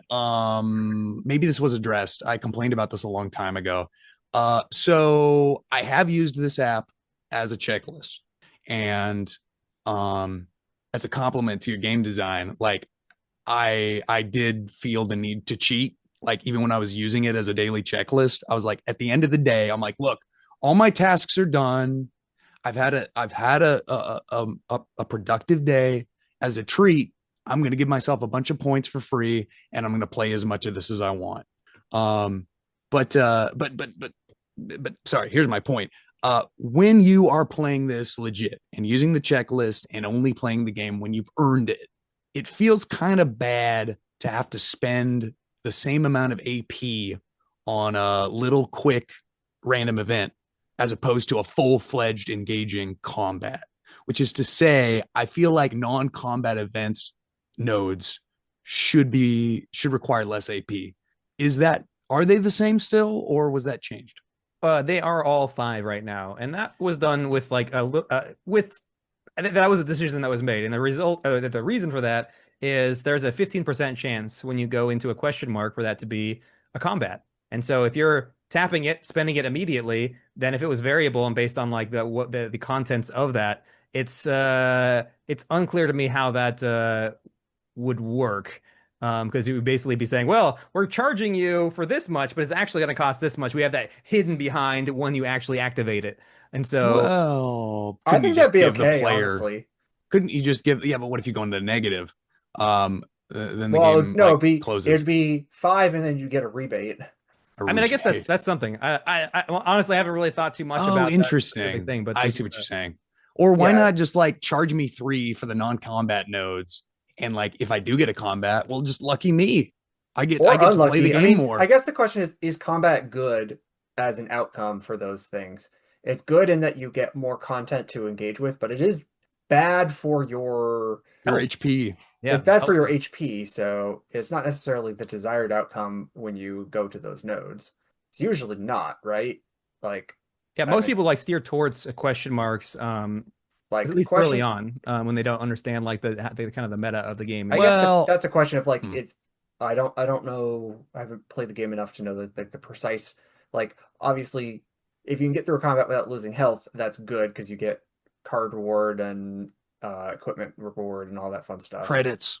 credits Indeed, indeed. is that generally a better outcome than a question mark well, there's probably the amount of variation in all the events is pretty extreme. Like some of the events are yeah just bad, and some of them are really, really good, and so yeah and everything in between. And so it's hard for me to give you an expected yeah value on well that because they vary yeah so give much. me the expected value that was exactly the words I was about to say tell Interesting. I mean, me okay, I'll tell you what. I'll put this on the list for consideration for like changing the value for For non-combat consideration. nodes. I appreciate you hearing me, and I guess now that I'm talking about it in person with a not in person, but like in real time with a group of people, it does occur to me that well maybe that's just my personal preference that like I like the combat that much that like I want that reward of getting to play the game, the actual combat part of the game, more than Well, I. actually, here's a case though which may steer us away from this, and I just you're on a node. It splits into two. One's combat and one is an event. You have and the events were 3. You only have 3 AP. So now the amount of AP you have is influencing the direction that you go. And I'm not Well, sure no that that's why I feels like said it's a perverse that's why I say incentive. it needs to be. It always costs 5 to move, but then you get some back if it's not. Well, that's hard to communicate in the UI though, right? You know what? it would be. We It can would take be. this in offline. I think This is But this is the normal session where we this is the end of the episode where we talk about what could the game be better at, and then we oh, give okay. Well, fine then. absolutely like inane, terrible suggestions on how Slay the Spire 2 could be better, which where we're just wrong. But Oh, drawing on the map. That's definitely something I know. yeah, yeah. oh for sure, All for right, sure, for sure. we should probably wrap this up though for Yeah, real let's instead of just giving so Will yes. So instead of doing our standard ranking system here, because let's be A clear, plus. 10 people, out of 10, everyone. it would just tip the scale so hard. It would break the Google sheet. I would have like ref errors all over the place. It would just be unusable. The Google sheet would get a hard reset. So maybe what we can do is we can just do like a quick round the horn of like final thoughts here, give Will the last word as well. I do want to read through some user reviews as well after that. And then we'll do our typical wind down thing. So I guess maybe I'll kick us off here with like final thoughts. I think Hard Reset is really good for a first solo dev project. I think it's very That's a solidly. backhanded. Oh, Well, I mean, like we get a lot of games sent to the Steam curator that I have set up for the podcast. And here's a way to guarantee we don't get any more. Yeah, Scott? Yeah. Some of those games that people send in are not great. I'm not happy to say. And I think some of those people know it. But so I've genuinely played some very bad games over my gaming tenure. And I've played some very heroically amazing games. And I think this game, I was prepared to like say, oh, this game is just AI slop. It's just prompt monkey bullshit. But there's a lot of really good thought and design and lots of hard work that's been put into this that you can't get from something as lazy as that. Like that this game has a lot of really unique thought from like a gameplay perspective, has a lot of really unique thought from like enemy and story design and flexibility and all that stuff, and the fact that it's like that's just the game part. Like the gamification of like to-do lists is something that like people like I always thought it was like, oh yeah, it's gamification stuff, whatever. But this really kicks open the door of like, hey, have you ever thought about like making the game part good? Here's an example of that. So I feel like the fact that the core gameplay part of this is fun makes the to-do list part fun also. And that can kind of symbiotic relationship is something that is just so elevated by both parts being good that other big time apps that try to do this really need to stop and take note of like, hey, like this is a one person project effectively that can really like come at you, and like you better watch your back because otherwise your app is going to get a hard reset. I'll just add here too that Yeah. Janet was a big part of this too. Like I would not have built this app at all without her help all along the way. So this is definitely not a one person effort. Sure. Yeah. Indeed. Hey, earlier, I'll go next. Because my voice is maybe fading fast potentially. Curse this horrid flesh of mine. If only I could replace it with hardware and wetware. A Neo Steel throat. Exactly. Forget just the jaws. I need the jaws and the throat as well. And So Cyberman. when I was using this checklist and wanting to like give it an honest shot and like only play the game during the day, when I had enough points to actually play and go to nodes, I found it to be a pretty effective tool, and I found it to be pretty motivating. Like, yeah, I'm gonna send that email I've been putting off. Yeah, I'm gonna make that phone call. Yeah, I'm gonna do a load of laundry. In exchange for the ability to continue my run that I'm pretty invested in. And like the UI of the checklist, we talked a little bit about, but it's very good. It's gotten better over the course of development, and it also looks nice. As for the actual game, I think I made it pretty clear that I'm not majorly into this genre, but I'm pretty majorly into the gameplay of this deck builder, enough to keep me coming back to it pretty consistently. And again, I've like beat the core like game, which has changed. I mean, over the course of development, quite a few times, and not always with the plasma blaster, but often with the plasma blaster. And way at the back at the sort of beginning, near the beginning of the episode, I mentioned my respect for Will's decision to not expressly put in a game only mode. and to keep the spirit and the functionality and like the core mission statement of this being a productivity helper, a productivity tool to help people drop bad habits, form new habits, et cetera, et cetera. I'm also extremely impressed, and I've such a well of respect for my co-host and my friend for what he has done with the last year and a half. It's again very inspiring that you took your fate into your own hands and quit your day job and devoted your life to this pursuit. And I think that the fruits of said pursuit are evident and impressive, and I'm proud of you. And I think this is really great. Well done. Appreciate that. Yeah. Good job. Good game. I hope that it does well enough that you are able to continue developing it. I feel like it is a pretty good game, and I think that most of the flaws that I see in it at this point are things you're just basically like, yeah, if you had twice as many cards and twice as many enemies, that would solve most of the issues I have.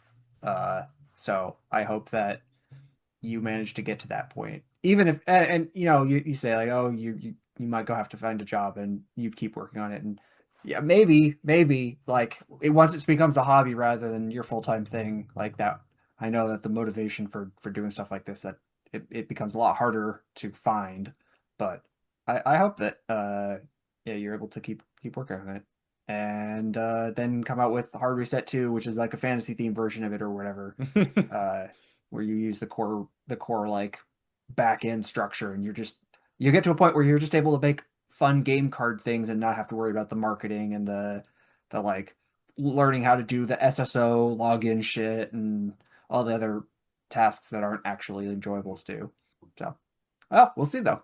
Yeah, the next month or two is going to be super critical here in determining like if we're on the right trajectory or not, because this is like the first Yeah. marketing campaign. All right, we're dumping money into this. Let's see if we can actually let's see if we can get in front of the right audience here. That's the Yeah. question, because I know the people are out there. It's just a matter of like, can I find them? Because Yeah. this app is meant for me, and I know I never look at ads. I never I have to I would never learn about this, and so Once you get that the grog pod bump there, you'll Yeah. get millions of more players. For sure. So I guess this is where I say you get the final word. So what do you rate Hard Reset? 10 out of 10, obviously. No, I'll say that judge it for yourself. You can find it on the App Store, you can find it in the Play Store, and it's at hardreset.app if you just want a quick link to go to either of those places. All right, real quick. I know I can feel Andrew's voice is about to give out at any possible second. So, real quick, I also wanted to highlight, like, don't just take our word for it. Take these people's word for it too, who have genuinely been having a good time with the app. I'll read through some of these here that I've collected over the past few months or so. Let's see. We got a comment from Reverse Isekai, who says, hey, just had the most productive day because of your app, and it felt like I was gaming. So great. We have one that I think was from a Reddit post from Fragrant Coffee 1138, who says, I gave it a try. You can tell a lot of thought went into it. For me personally, it felt a bit too complex.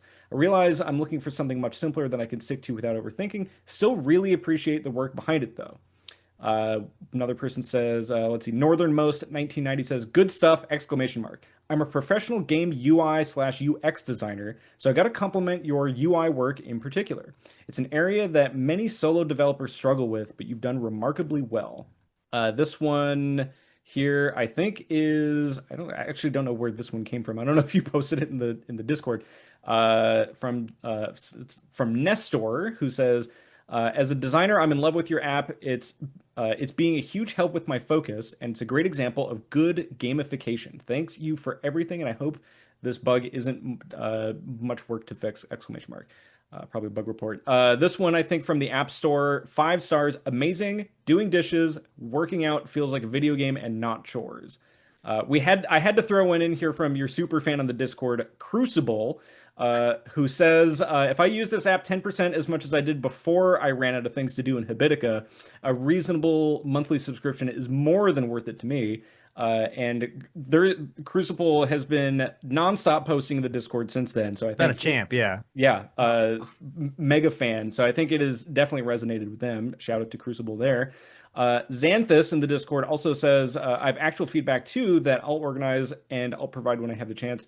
And I'm not getting, not texting the cafe, but I think you've definitely got something fascinating as an app, and it includes a very fun game.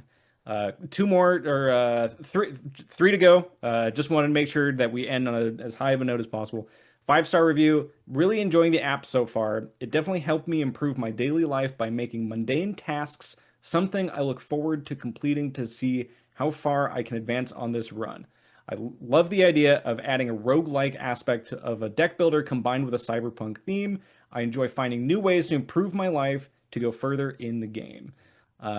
This one, I think, also from Discord from The Stray says, awesome app, having fun with it so far. Never did so many dishes, ate salads, and drank so much water.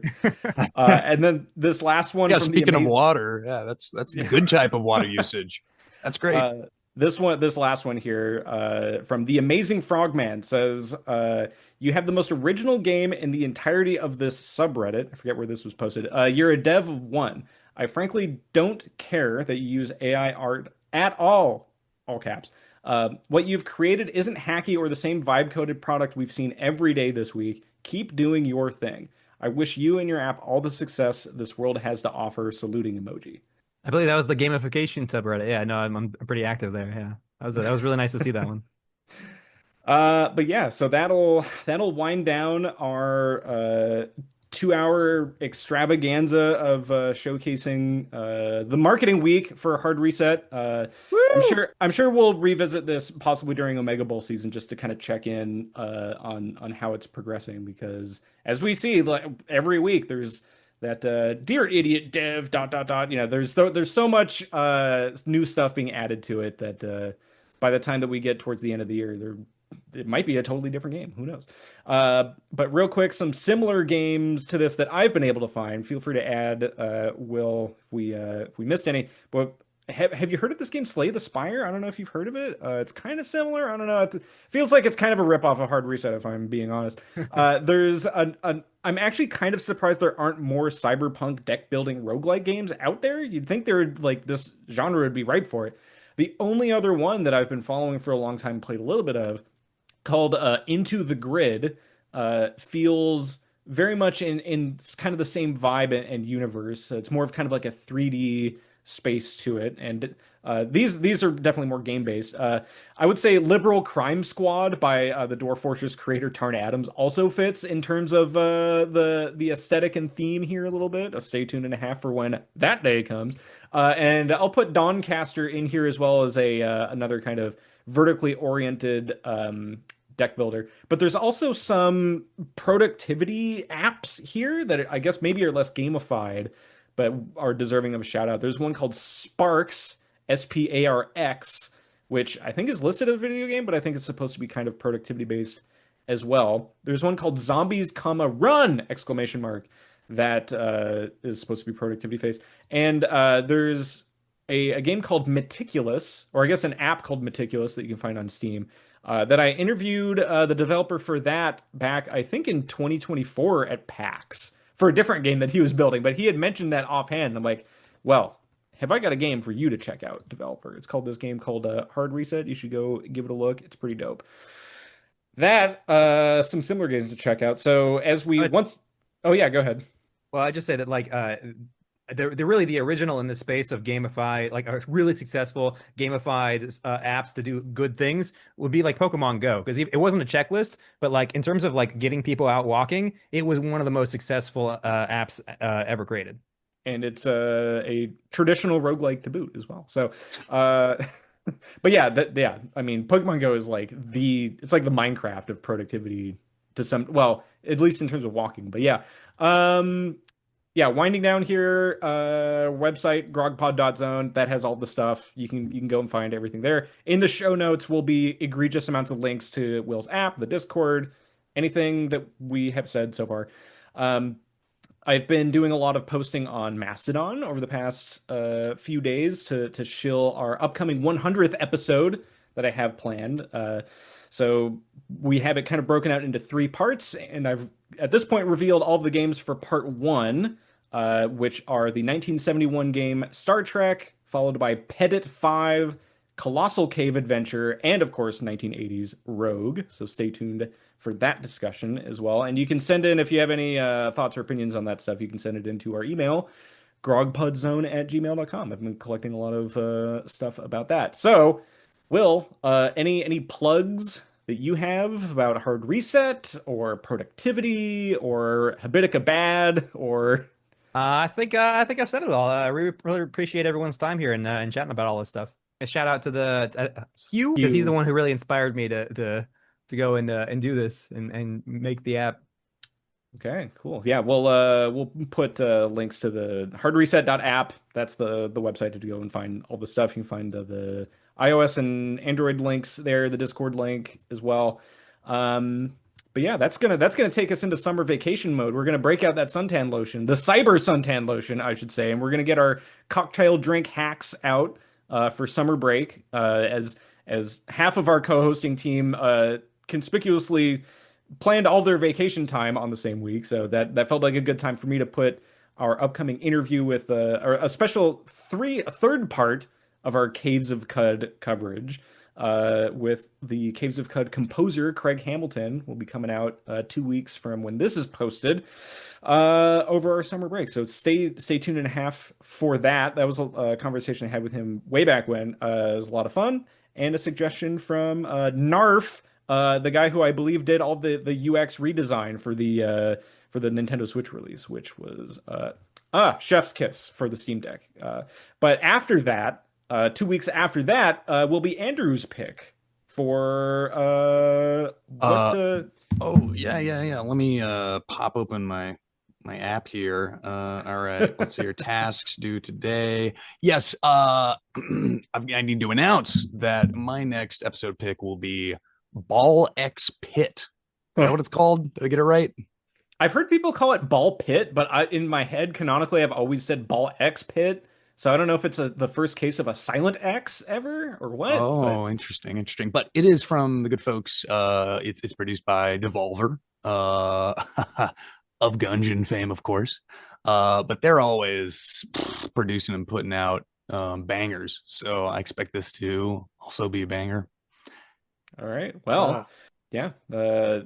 We'll be putting our balls into a pit and shooting them around sometime after today and after our summer break episode. But that stay tuned for that interview with Craig Hamilton. That was a good one. And then until then, we'll see you later, Chrome Cowboys.